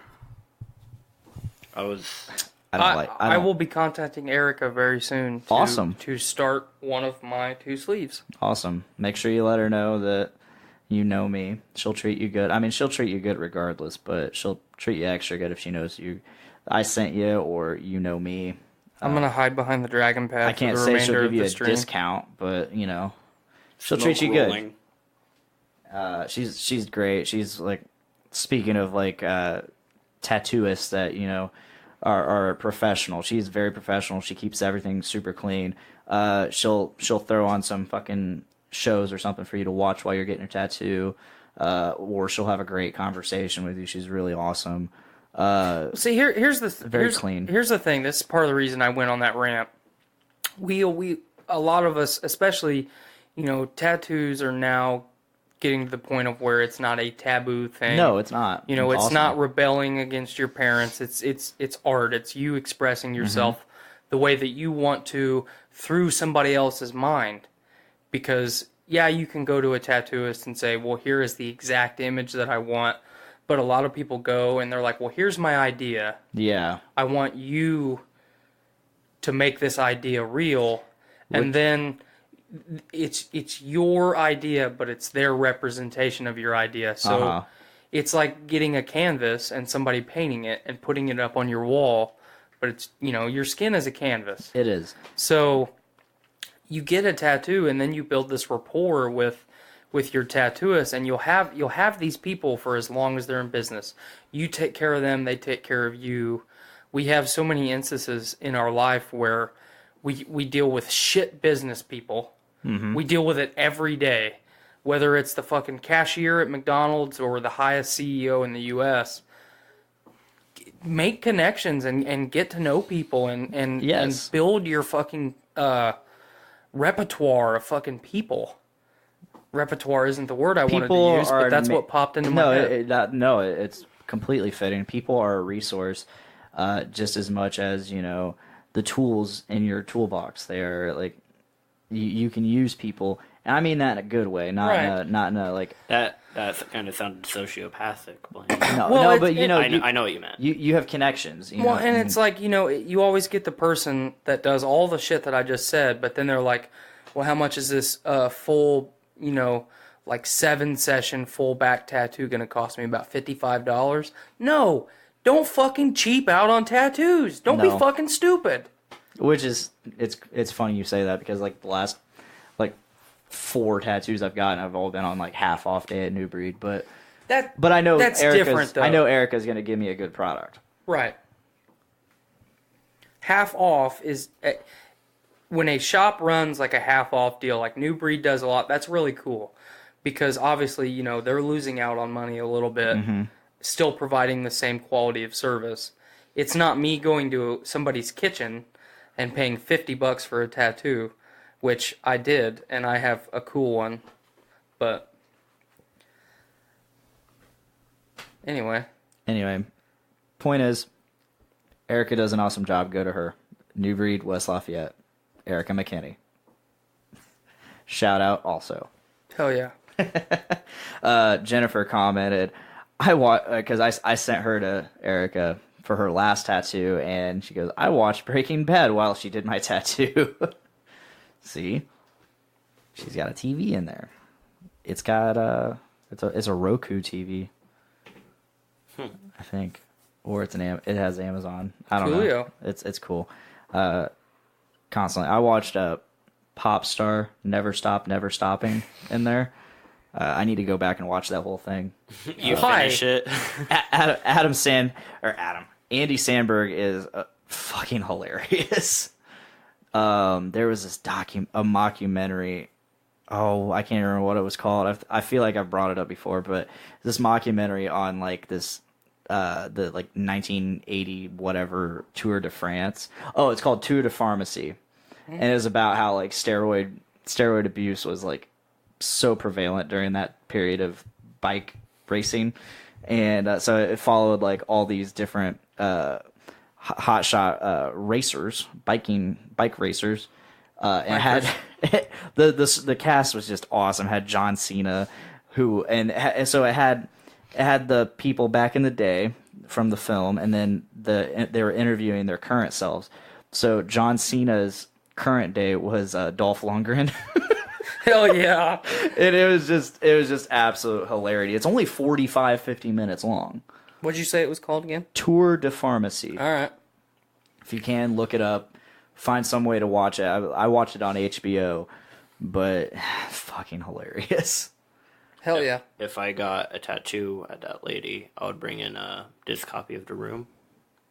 Yes. She's a big fan of The Room. Oh, really? Yes. And then, I don't know.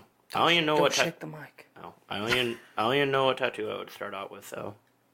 See, that's where I'm at right now, because I have all these great ideas, and I don't know how I want to start my sleeve. I have themes in my mind, but then I have very unique things that don't go in with the themes, and then you have, especially if you do sleeves where you tie a lot of things together, then you have to think about what the background's going to look like and how the tattoo's going to flow together. You obviously haven't done that. I'm really anal about shit like that, so I have a tattoo on my wrist and one on my shoulder, and neither one of them have anything to do with each other, so I have to figure out how to mesh all that shit together. This arm, my left arm, is my life lesson sleeve. Okay. Minus the one up here on my shoulder. That was actually supposed to be a life lesson, but my original artist, Eddie Mendez, he was at Sacred Apple. He couldn't. I had some. What I try to do is I try to take a life lesson and apply it to song lyrics that I love, and then I tattoo it. He couldn't find a way to fit the lyrics that I wanted into the tattoo and actually make it look good, so I just went without the lyrics. But yeah, this tattoo was originally supposed to show it on here. Can't see it very well, but it's mostly just to match the other arm, which is my Across the Sun tattoo, which is a phoenix. It's a red phoenix, and then this over here is a blue falcon. And it was supposed to read from the Five Finger Death Punch song, "The Bleeding." Well, as wicked as you are, you're beautiful to me. You're the darkest burning star. You're my perfect disease. Right. I love that song. I love those lyrics. It's like, it's a really cool dichotomy, because it's got the you're so bad for me, but you're beautiful to me. Mm-hmm. You're a terrible fucking person, but it's beautiful to me. Right. So I don't know what the lesson in that was, but I really liked it, and I feel like I've been in that place before, where like someone was so wrong for me, but like I saw the beauty in them somehow. It's like me. Yes. I'm so wrong. But I'm so right. Moving on. I'm not even gonna. I'll get to the one just below that next. But my first tattoo was right here on my forearm, the symbol, and I've made that my logo for quite a few years. Show the feed. But that was originally it was just a symbol. I had Eddie go in and add all the coloring and fog and shadows and stuff, along with the words "King Me is killing me" from the Lamb of God song "King Me." Right. It's kind of a way to say, like, you can be your own worst enemy. You can your ego can get the best of you sometimes. And I loved that. I love the meaning. I love that song. It's just a really passionate and beautiful song. There's an orchestra, an opera singer in that song, which is really weird for Lamb of God. But right, they definitely don't go together. It's beautiful. I'll send it to you sometime. I've heard the song. Oh yeah, yeah. I like Lamb of God. Oh, I'm not a plebeian. Fuck yeah. But moving up my arm to the rest of my half sleeve, I got the album art from the special edition of Killswitch Engage's "Disarm the Descent." Go ahead, show the feed there. Erica did this. this was my second tattoo by Erica. So she did that, and then going on to my forearm, she wrote, or I That's had... your inner bicep. Yeah, my inner bicep. Yeah, I fucked up, sorry. It says, the weakness of flesh is to settle for less, which is part of a lyric from the song Beyond the Flames off that album, Disarm the Descent. And the full lyric is, the weakness of flesh is to settle for less than we have the potential to be. And that's a lesson I've learned because, you know, sometimes you fall in love with the wrong person. Sometimes you fall for the wrong person. You get attached to the wrong person, and you realize, shit, like, this isn't the person to me. I done fucked up. Yeah, this is like, it's like, you know, I fell for you, and I know I settled. I settled because I either didn't think I could get better, or I just wanted something right now. And I've done that a few times in my life, and so once again, that's a lesson I've learned, and I'll never go back to that. Hopefully. Hell yeah. Hopefully, as I got a. My first tattoo was when I was 17. It was a $50 kitchen tattoo. Nice. So, but it was also by one of the like highest rated tattooists in the U.S. of all time, Neil Pancake. Shout out to you wherever you're at in the world. You did a great job. I wish you could do the rest of my stuff. I feel like he's from Delphi. I don't know if he is or not, but I know shortly after he did my tattoo, he packed up everything he owned and went back to California. So, man, yeah, because my dad, when after I had a couple tattoos in, and my dad would talk to me about tattoos, he's like, "Yeah, you should Neil Pancake," or I feel like he said something to me about him. So he's got to be from around the Delphi Carroll area. I know he's local. But, okay. Yeah, I really wanted, even then, I was like, oh, I'm getting a tattoo. This is badass. Yeah. Even then, it was like, I knew I really wanted the same person to do all my tattoos. And then, Neil moved on with his life. And it's like, well, shit, now I got to start over. And I had Daniel at New Breed do my semicolon on my wrist. My sister and myself got each of us semicolon, same session, it's like a 5-minute tattoo. Yeah. But that's a big deal for us. We really appreciate the semicolon and what it stands for as far as the mental health movement goes. Yeah. Because we've both battled that a lot in our lives. But now I just want to fill it all in and be done so I don't have to think about it anymore. Same here. Because now it's to the point of where it's like, I have all these ideas, and then I replace an idea with another idea, but that doesn't mean it's better than the idea that I replaced it with. But I've only got so much arm space. I know, it sucks. And obviously, I want to do other stuff too. I kind of have this stigma with leg tattoos. I really like yours. I really don't. I've seen a lot of really bad ones. There's some bad ones. So... Speaking of leg tattoos, sorry to interrupt. No, you're all right. Speaking of leg tattoos, I was joking. Originally, I was gonna give Matt this little ceramic kind of Hawaiian hook, like bone tooth necklace thing that I made. I was just gonna give it to him because I don't want it. The technical term for that is a heimatau. A heimatau. I'm sure I said that wrong, but I really liked it. It's really intricate. And then Moana came out, and everyone just called it Maui's hook now, so I don't want it anymore. So I was gonna give I'll take it if you don't want it. Okay. I could give it to you when you drop me off. All right. Or you can just bring it to work tomorrow. Or that. All right.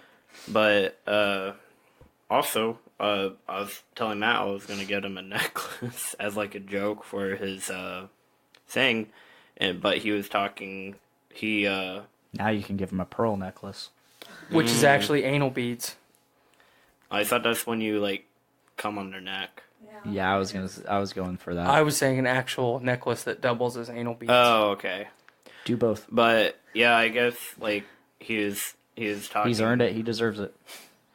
He was talking to Nate about like the thing I made for Nate, the little painting, whatever that I was working on with like Jesus on T-Rex and shit. But Matt said it would be really cool if I would design, because have you seen the D&D tattoo. Yeah, I love his calf tattoo. Yeah, he said and it's really cool that he said this because this is like my favorite thing to draw, like what I specialize in, basically. He said if I made a fucking, like, a evil looking, like, kind of like a dead treant, like, grabbing around his leg and, like, grasping the dragon, if I made that as a design, he would definitely get it as his next tattoo. That's and cool. I think that would be really badass if something I designed would be going on someone's body. Mm-hmm. I always, like, thought being a tattoo artist would be cool, but I'm definitely not Dexterous enough. No, I'm dexterous enough, but I don't it's too tedious for me because, like, I've played with a tattoo gun and stuff, but it's definitely way too slow of a process for me. Yeah. You don't have the attention spans, what you're saying. You could say that. Well, I mean, there's a lot of truth to that. I mean, a lot of people have very creative minds. I mean, I'm one of those people.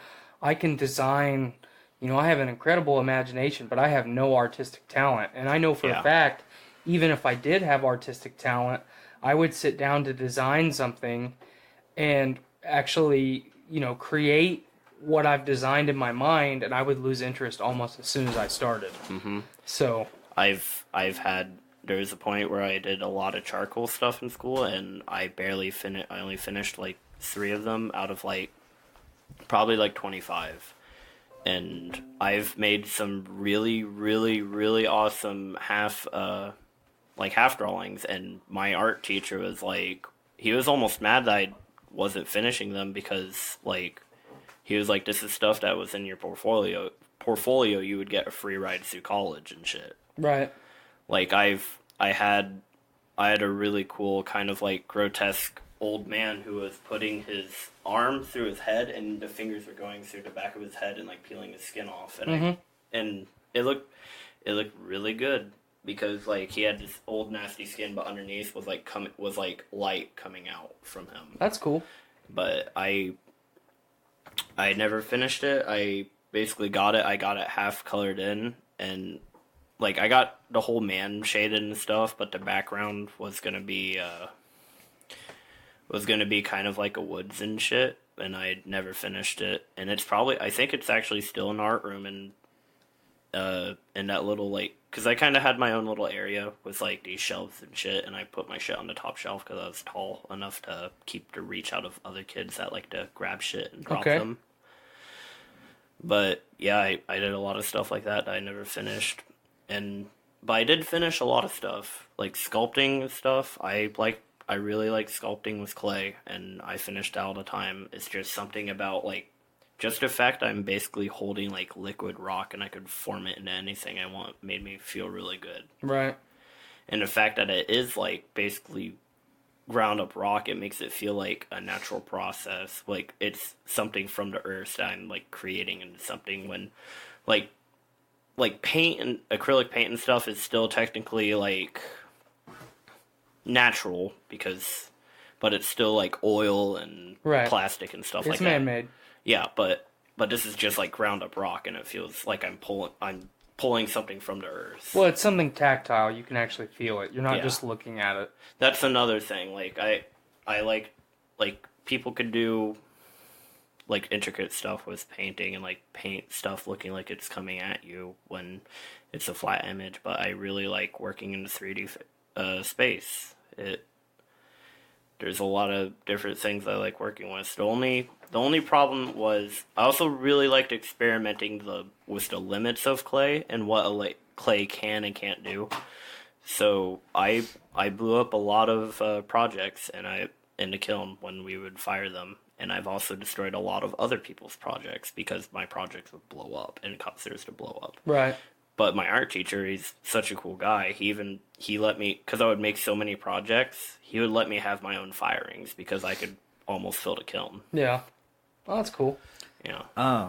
That's awesome that you said, okay, so my best friend, she went to school. She got a master's in art and all that, so she could teach and whatnot. And she did a lot of teaching and assistant teaching and whatever at Carroll.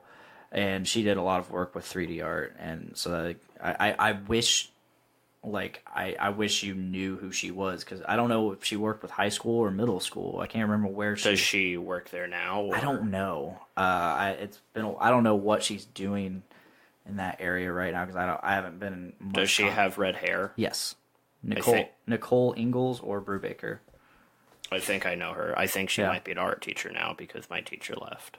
Awesome. I had no artistic talent whatsoever. Me either.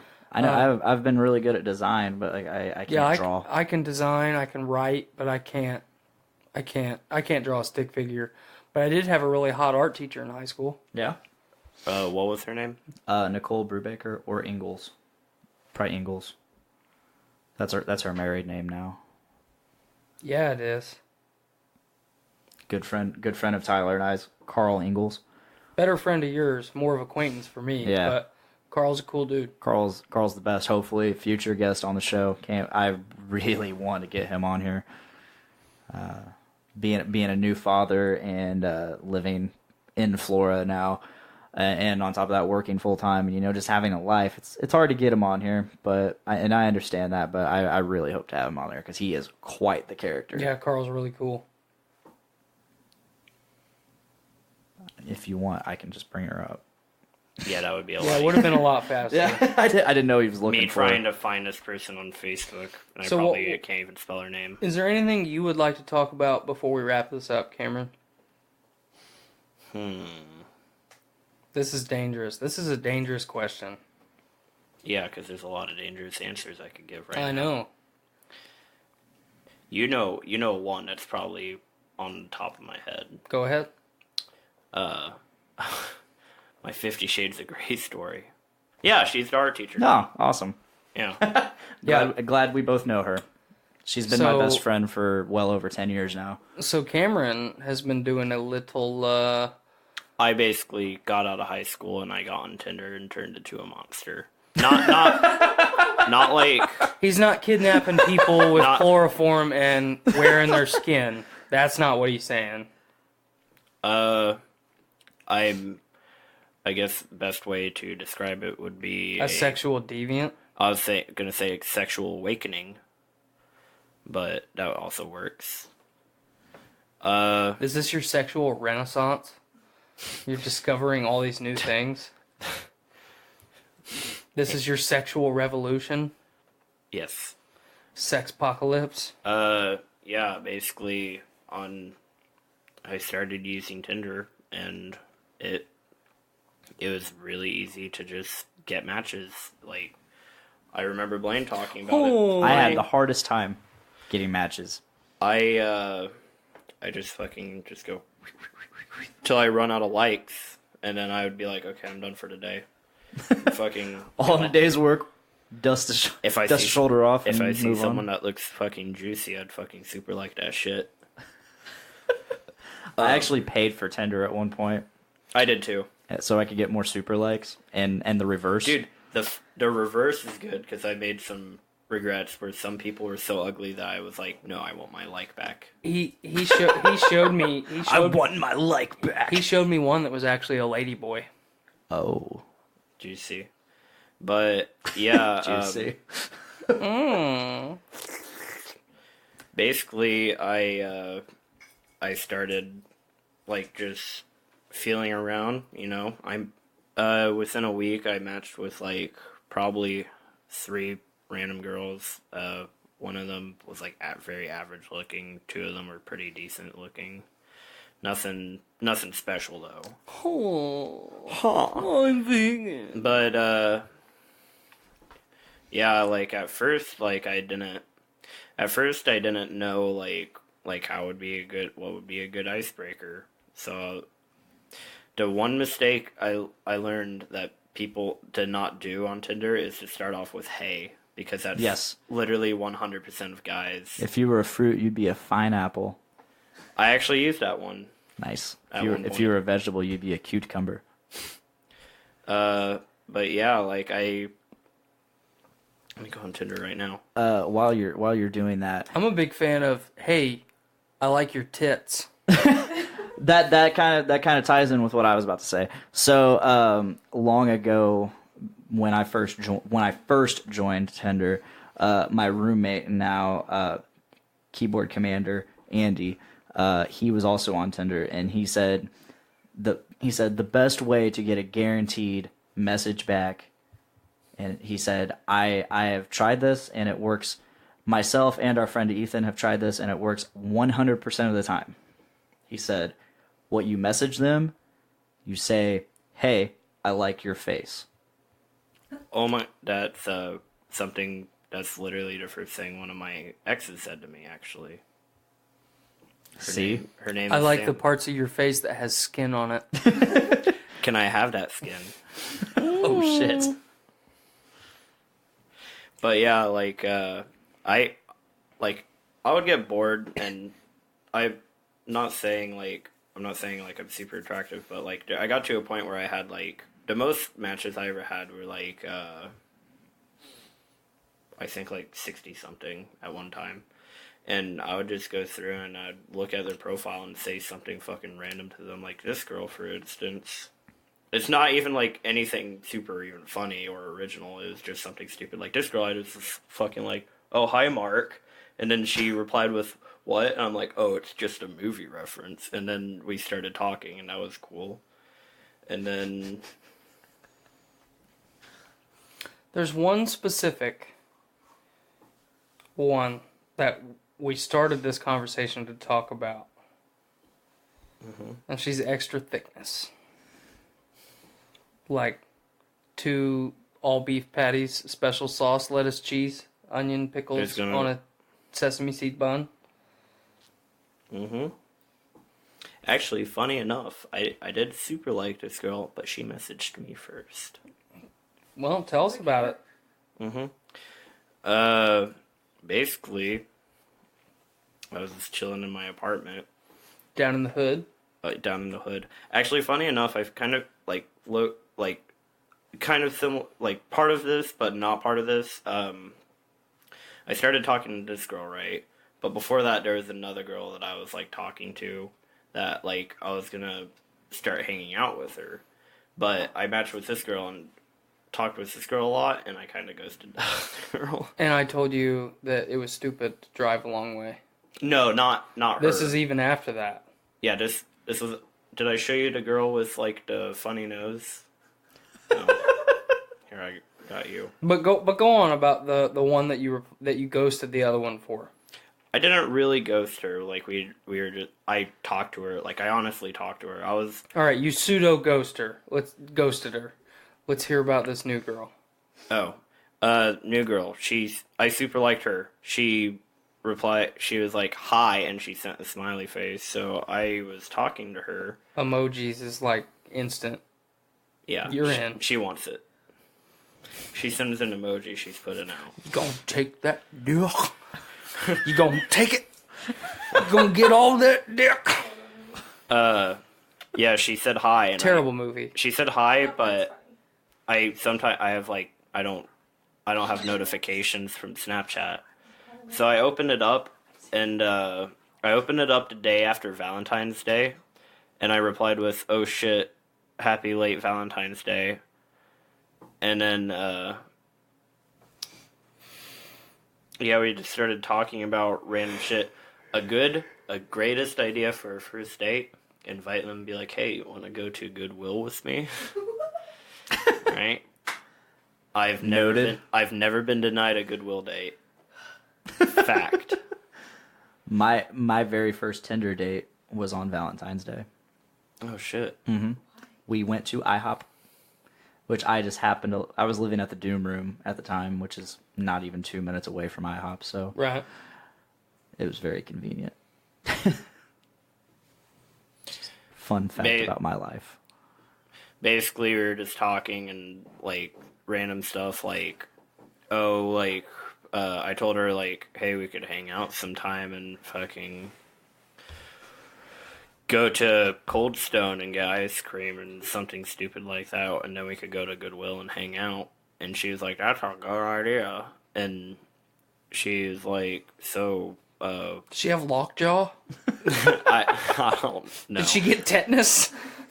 Yeah, she got stabbed with a rusty nail. Now she can't talk. That's why she's stooping to my level. All right, fair enough. But yeah, she was pretty chill, and we were just talking. And she asked me like, what town I live in. I'm like, oh, I live in Lafayette, but I used to live in Burlington. If she's ever been there, and she's like, oh yeah, I know where you're at. She's like, I live in Frankfurt. And I was like, oh, I go to Frankfurt all the time because like, I was like, I even go to this like one little restaurant called Milky Way, which is a cool place to hang out sometimes and eat food after you get fucking gourded.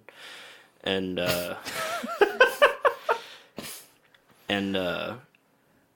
yeah, so that was cool. And then I was like, so you got a Snapchat?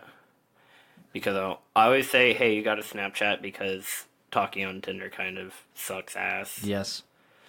And so she was like, sure, add me. So I added her, and like we just talked normally for a few days. And it was... Wait.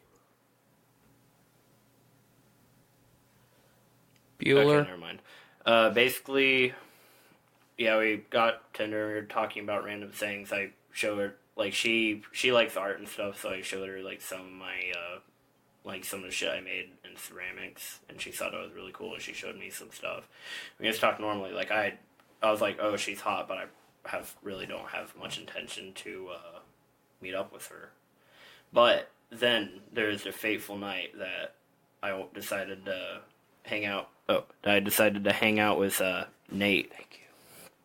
And I was just hanging out with him, getting a little drunk. Was this last Saturday? Yeah.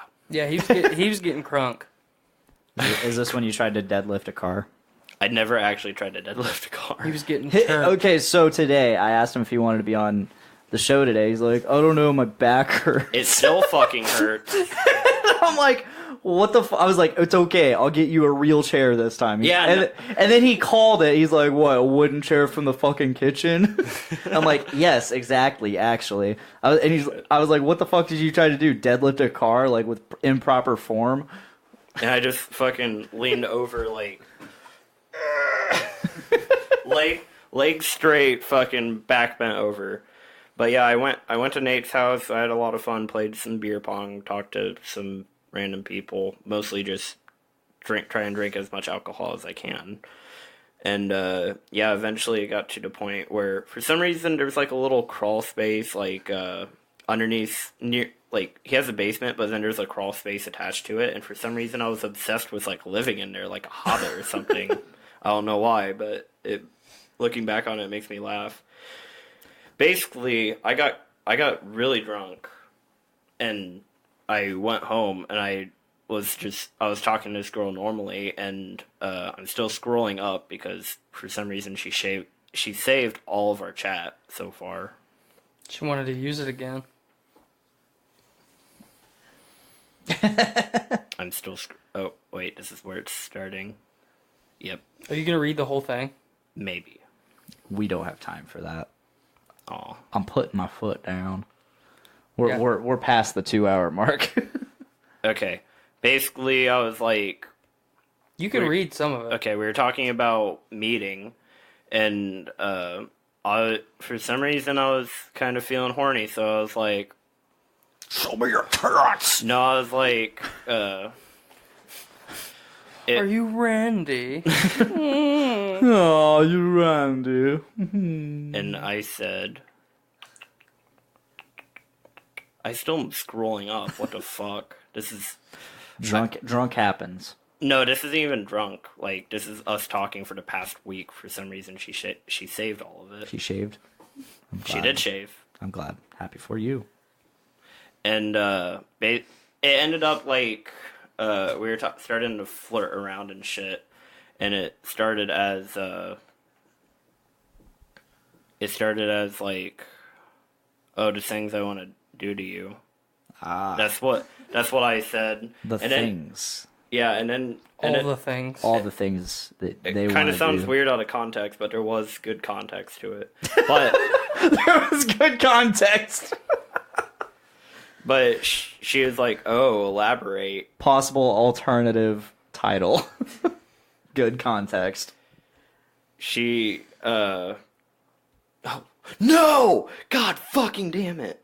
Never mind, I'm not... Rage. I can't read it, because I scrolled all the way to the top of our conversation finally, and then I accidentally swiped left and exited the chat. So when I went back in, I was all the way back at the bottom. So it's pointless now. Basically, God, you're a piece of shit. I know, I am a piece of shit, and I'm mad now, and I can't talk like a normal, functioning human either. Basically, like, I was like, oh shit, I'm really horny, and I just want to say the nastiest, most vulgar fucking 50 Shades of Grey shit. So I was talking about, like, let's hear this. Yeah, I think it started off as, I want to shove my entire head in your vagina. No, it started off like shoulder deep. Shoulder deep is pretty intense. I want to shit in your ass. Oh wait, I think I actually found it. Just wait. I want to slit your throat and fuck the wound. Oh my god. I want to push my face in and feel the swoon. I want to put you inside my dick. Can we dock? Sexy Power stuff. dock. Okay, so I know it's a bit before your time, but that was some Slipknot lyrics for you. I want you to put your fist in my ear. Oh baby, show me that ankle. Let me see that ankle. Fuck. But yeah, there's a sock there. It started off as like, oh, I want to, like, I was like, I'm gonna be behind you and suck on your neck while one arm goes up your shirt and the other one goes down your pants. I was like, I want to feel your body, leaving nothing untouched. Just shit like that. And I really want to read it, but I can't fucking find it. I really want you to read it. Do you guys want to go on a mini tangent and let me read it? It's not actually that long. It's probably like a 7-minute read. It's like a short story. Well, we're at 2 hours, 10 minutes. It's fine. I have a child I want to see. I have food I want to eat. Me too. I have a woman that needs my attention. Mine needs to make my sandwich. Dude, that was all on the... So we did the Monster Hunter Twitch feed yesterday. Mm-hmm. That entire bit where you told your wife to make a sandwich. Did you hear her? Yes. Hell yeah. I think so. I was watching it earlier, and I could hear it. I could hear it while unfortunately none of Mike's audio got on there, but yeah, you just hear me laughing hysterically at you fucking, and make me a sandwich. Good shit. It was funny. Gender inequality. Oh shit. You need the mic. Let me scroll to the top. Okay, this is how it started, was like, we were just talking, I sent like a selfie of me, like, in my fucking Adidas. She said, you're sexy as fuck, and I said, you're super sexy, like the things I want to do to you, and she said, please elaborate, with the fucking winky face, with the tongue sticking out, and I said, I'm reading this, like, per word, so get fucking straddled in, boys. I want to start out with some kissing while groping and feeling your body. Then I want to go behind you and suck on the back of your neck. I want to put one hand up your shirt while the other goes down your pants. I want to squeeze you and trace my fingers around every part of you, leaving nothing untouched. Then I'm gonna start taking off your clothes, starting with your shirt and bra, and then I'll go and kiss your neck and run my mouth down your body while caressing your tits and curves. Then I'll... Wait, did you say girth? That's the plot twist. Okay, continue. Your tits and curves. Then I'll slowly pull down your pants while feeling your inner thighs. I'll run my hands up and down your legs and then go and start playing with your ass. Okay. Oh, no, wait. And yeah, I'll go up and start playing with your ass, and I'll slide off your panties, let them sit around your ankles. Then I'll start kissing you where it feels best. And I put a winky face. It said, I want to I want to start squeezing the shit out of your ass. Then I'm gonna sit you. Squeeze the shit out of it. Get it all out. Then I'm gonna sit you down. Constipated. Then I'm gonna sit you down and move back up to your breasts and start kissing and sucking on them, while using my hands to start tracing around you till I find the spot that will make you twitch from pleasure. then I'll slowly go faster until it's wet enough to stick my fingers in. And that's when I want to start making out with you, while letting my fingers get into all the right places. And then I was like, she hasn't replied yet, so maybe she's kind of creeped out. And so I wrote... No, she's masturbating furiously. I wrote, want me to keep going, and then she replied with, please, I'm so wet.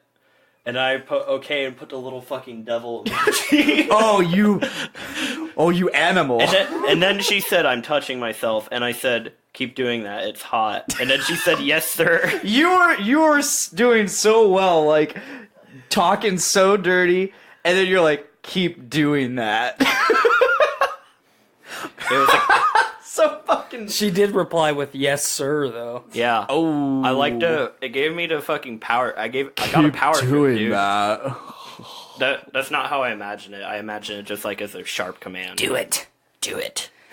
I said Palpatine completely spoiled the mood. Do it. Do it. Then I'm gonna go back down and...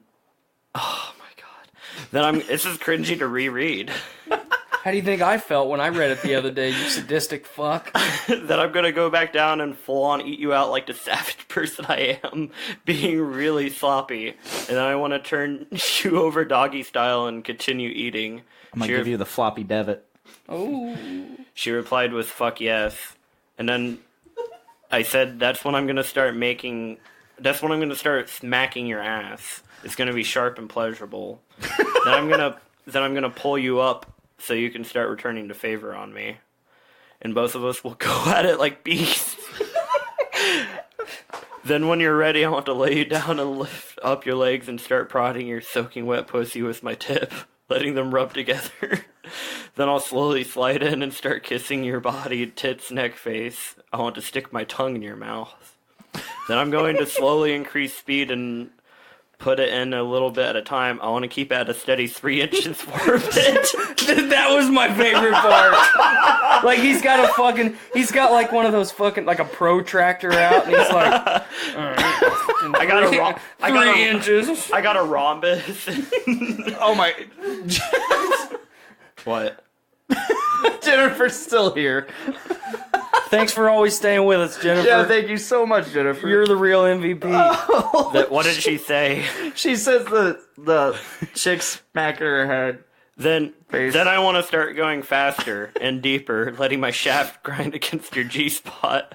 Sexual fury is the best. Then I'll use one of my hands to try and play with your clit, running circles around it with my fingers while violently fucking you. And full on sucking your face. That's when I'm gonna put your legs over my shoulder and pick you up while still in you. That's the position I want because it will let me so deep inside you. And then you'll wrap your arms and legs around me like you're a belt.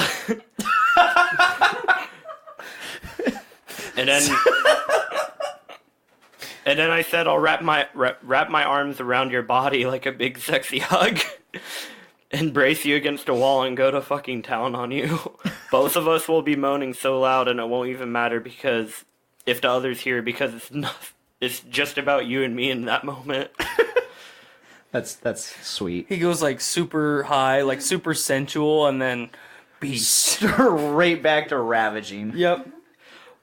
And eventually I want to go as fast as I can and let you orgasm.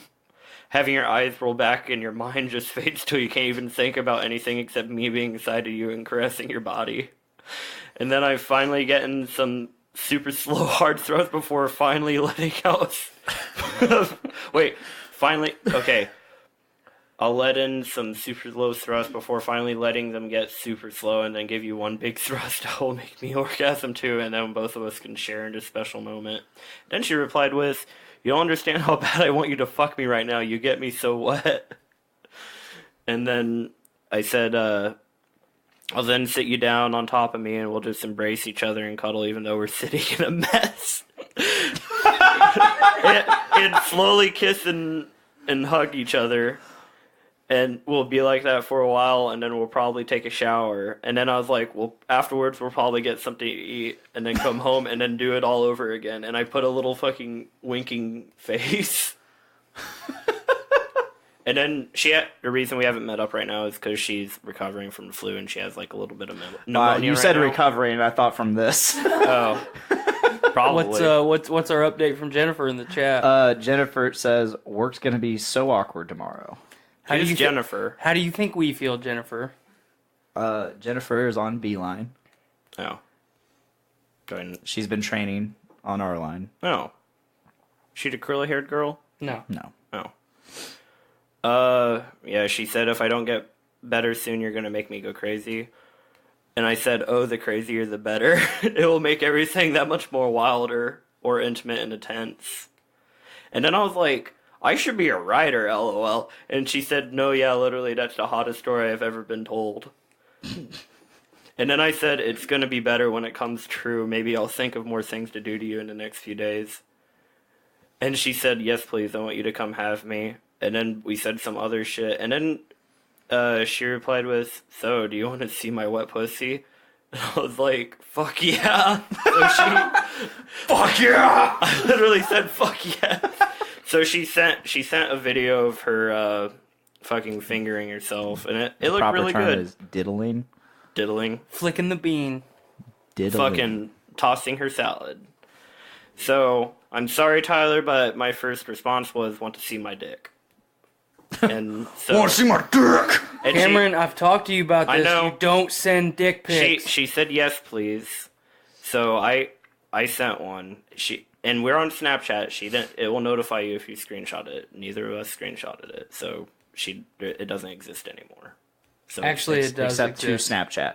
Except to Snapchat. Snapchat has a server of everything that's ever been sent on. Well, Snapchat. yeah, but that's only really accessed if like it's some weird like pedophilia, fucking talking to like a 12-year-old girl when you're an 80-year-old man kind of shit. That's still there. It's still there, but it's out of reach. Like, if I say, I'm gonna fuck a guy, those vibrations are still floating around in the air somewhere. Very faintly. And they are currently recorded on my podcast. You're welcome. But yeah, that was basically then my fucking 50 Shades of Grey story. I went more in depth later on, but we're definitely running out of time. That we are. Basically, she sent a really good fucking booty pic, and I was just like, I want you to sit on my face.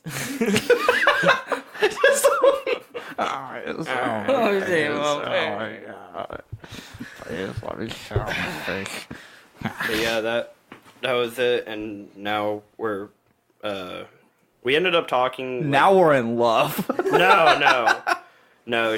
We were talking like we said that shit like super like nasty vulgar shit, but now like we're talking normally, like we're talking about like now that that's out in politics. The open, now that that's out in the open, we can talk like human beings. She was open like so. Are you on Tinder like trying to find a relationship, or are you just look for a friend with benefit or hookups and stuff? And I was like, well. At the moment, I was kind of looking for fun, but if we hit it off, if we get along really well, I wouldn't mind being in a relationship. And she's like, that sounds really fair. That's so fair. I don't remember what she actually said. That is so fair. She was like, okay, I'd be down with that. She said if she has sex with someone, like, she doesn't like having sex with people because she says she will get emotionally attached, and she doesn't want that. So I was like, well, I'll at least give it a shot because you're really hot. Cameron, I have a request for you, of you. Come in her so she can't leave me. Yes. Tomorrow at work, if you happen to see Jennifer and lock eye, I want you to lock eyes with her. Which one is she?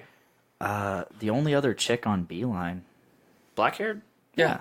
Oh, I've seen her walk around. Dude, I'll fucking... I've seen her walk around. Well, not like that. I notified that she is a person that exists. Yes.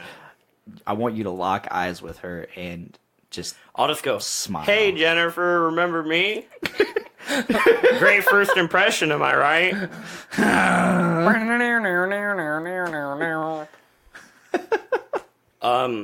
Yeah, I was gonna have Tyler read it the other day, and I wanted him to, like, quietly read it. Honestly, like... I read it really loud, and people started coming around. Honestly, I don't... started coming. I would have. I did. I'm surprised I haven't. I did. I didn't, Yeah, I don't really care who reads it. I feel accomplished with myself. And the thing it was impressive. On top of that, I was fucking plastered too. Like, right after that, I was fucking sitting on the floor talking about how Valhalla is a lot cooler than Heaven. And then yeah, that's how... Still making a lot of sense. Right. It does make sense because, like, in Heaven, you're probably fucking playing bingo or something. Bridge. Yeah. Or Backgammon. like, fucking, backgammon. Why is that so funny? While in Valhalla, you're probably playing fucking Jumanji. Or killing people. Or killing people. Dude, the thought of, like... Vanquishing the like, evil. Not... Like, the thought of, like, seeing ancestors that I didn't even know about that I'm probably... gonna vanquish the evil tonight. The thought of, like, just... No, I was gonna... Never mind. The thought... Choke the bishop. Yeah. Choke the bishop. Pet the gecko. Beat that thing like it owes me money. No, I like the one, I beat my dick so hard I cooked me breakfast in the morning. But no, like, fucking... Shout out to Rachel. Fucking Valhalla, like, you sit with people that, like, fucking... You came from their seed, technically, like, a long, long time ago, who've done stuff. And things. And things. And you just fucking... You eat, get super drunk, you go outside and kill each other, or kill a bunch of random people till you die, and then at the end of the day you get raised up, and you do that for all eternity till the fucking end times come, and you make one final last stand against, like, the fucking titans of the world. And that sounds really cool to me. I'm down. I'm down. Glory. Honor. Yeah. And then, like, Beer. And that's even cool, because, like, even in Valhalla, like, you're still eventually gonna die. It's just, like... a returning into life, just so you could, like, fight for the end of the world, which is weird because, like, it's just so cool how they talk about it. Like, there's like they're like weirdly specific. Like, there's 10,000 doors and 500 men will come out of each one. Stuff like that is super cool to me. I don't know why. But that's basically it. I mean... That's all I have to say about that. I mean, Heaven's probably really cool, too, and... Backgammon. Bridge. I feel like Heaven could actually be really... Shuffleboard. That's what I was trying to come up with that one. I feel like Heaven could actually be really cool, but I feel like the churches have probably, like, bored it down and shit. I'm thinking there's lots of dicks in Heaven. They ruin everything. Yeah, I know. Fucking... The clergy? Fuck you, guys. Yeah, fuck you. Fuck off. I'm just gonna follow my 10 commandments. Yeah. Don't tread on me. Well, while we're wrapping this up, can I get one good yee? Yee! Hell yeah. That's some heritage right there. As always, this podcast has been brought to you by the Journey into Comics Network. I was totally gonna... I didn't even think about plugging. I was totally going to go the whole episode. I was going to end the episode without plugging anything. This podcast is brought to you by the Journey into Comics Network. You can find us on iTunes, Stitcher Radio, Google Play, Spotify, and our host site, Podbean, yes. And you can get a bunch of different shows on the Journey into Comics Network. You get Journey into Comics, you get Butt Stuff, you get the Poor Report, you get this show, Podcastrophe. Journey into Wrestling. Foodies watching movies. The Voice of Survival. And Game Addicts on a separate stream. Yes. You also get Brews with Dudes and Literature. Be sure to check those out. Tomorrow, you get The Voice of Survival. And this, this episode, you get Butt Stuff. We are so bad at plugs. We suck. I suck. For $1 a month, you get all the extra cool exclusive shit. For $3 a month, you get even more cool exclusive shit. And that's on Patreon. That's Patreon.com. You kind of went into that. And you're like, for $1 somewhere. For $15 a month, you'll even get a written copy of my 50 Shades of Grey story. Hell yeah. We're going to make that a thing. Yes, we For are. $100, you get you get silicone casts of my cock and Tyler's. That's me. The $100 is for mine, and you get his free. Yeah, because it's small. It's like the tickler. And then for $120, you get a double-sided dildo that's both of their dicks fused together. Yes. It's like Darth Maul's lightsaber of dicks. Except one side's like super insignificant. Yes, that's mine. That's me. All right, thank you guys for listening. Thank you, whoever's left in the live feed. Thank you for watching. It's probably Jennifer, and who knows who else. Probably Sorry, my wife. Jennifer. You probably... My wife heard all that too. Sorry. Oh wife. boy. We have children. You have child and dogs. That's, yeah, children. You have child and pug. It's still okay, but we can still do it. But anyways, thank you guys so much for listening and watching. I've been Dick. I've been Tyler. And that's Cameron. Yep. He's retarded. Oh my god. Anyway, he just showed me a stupid fucking picture. But yeah, thank you guys again. Thank you. Can't thank you guys enough. Thank you, Journey into Comics Network, for hosting us. Thank you, Podbean, for hosting Journey into Comics. And just make every day a big dick day. Heritage. Bye, guys.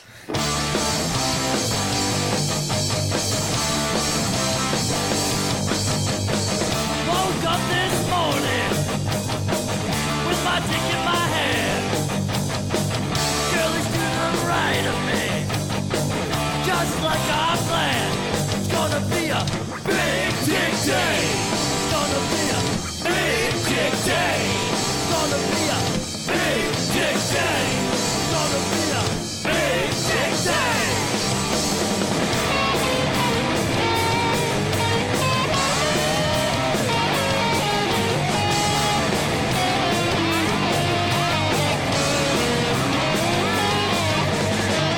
Big dick day. It's gonna be a big dick day. It's gonna be a big dick day. It's gonna be a big dick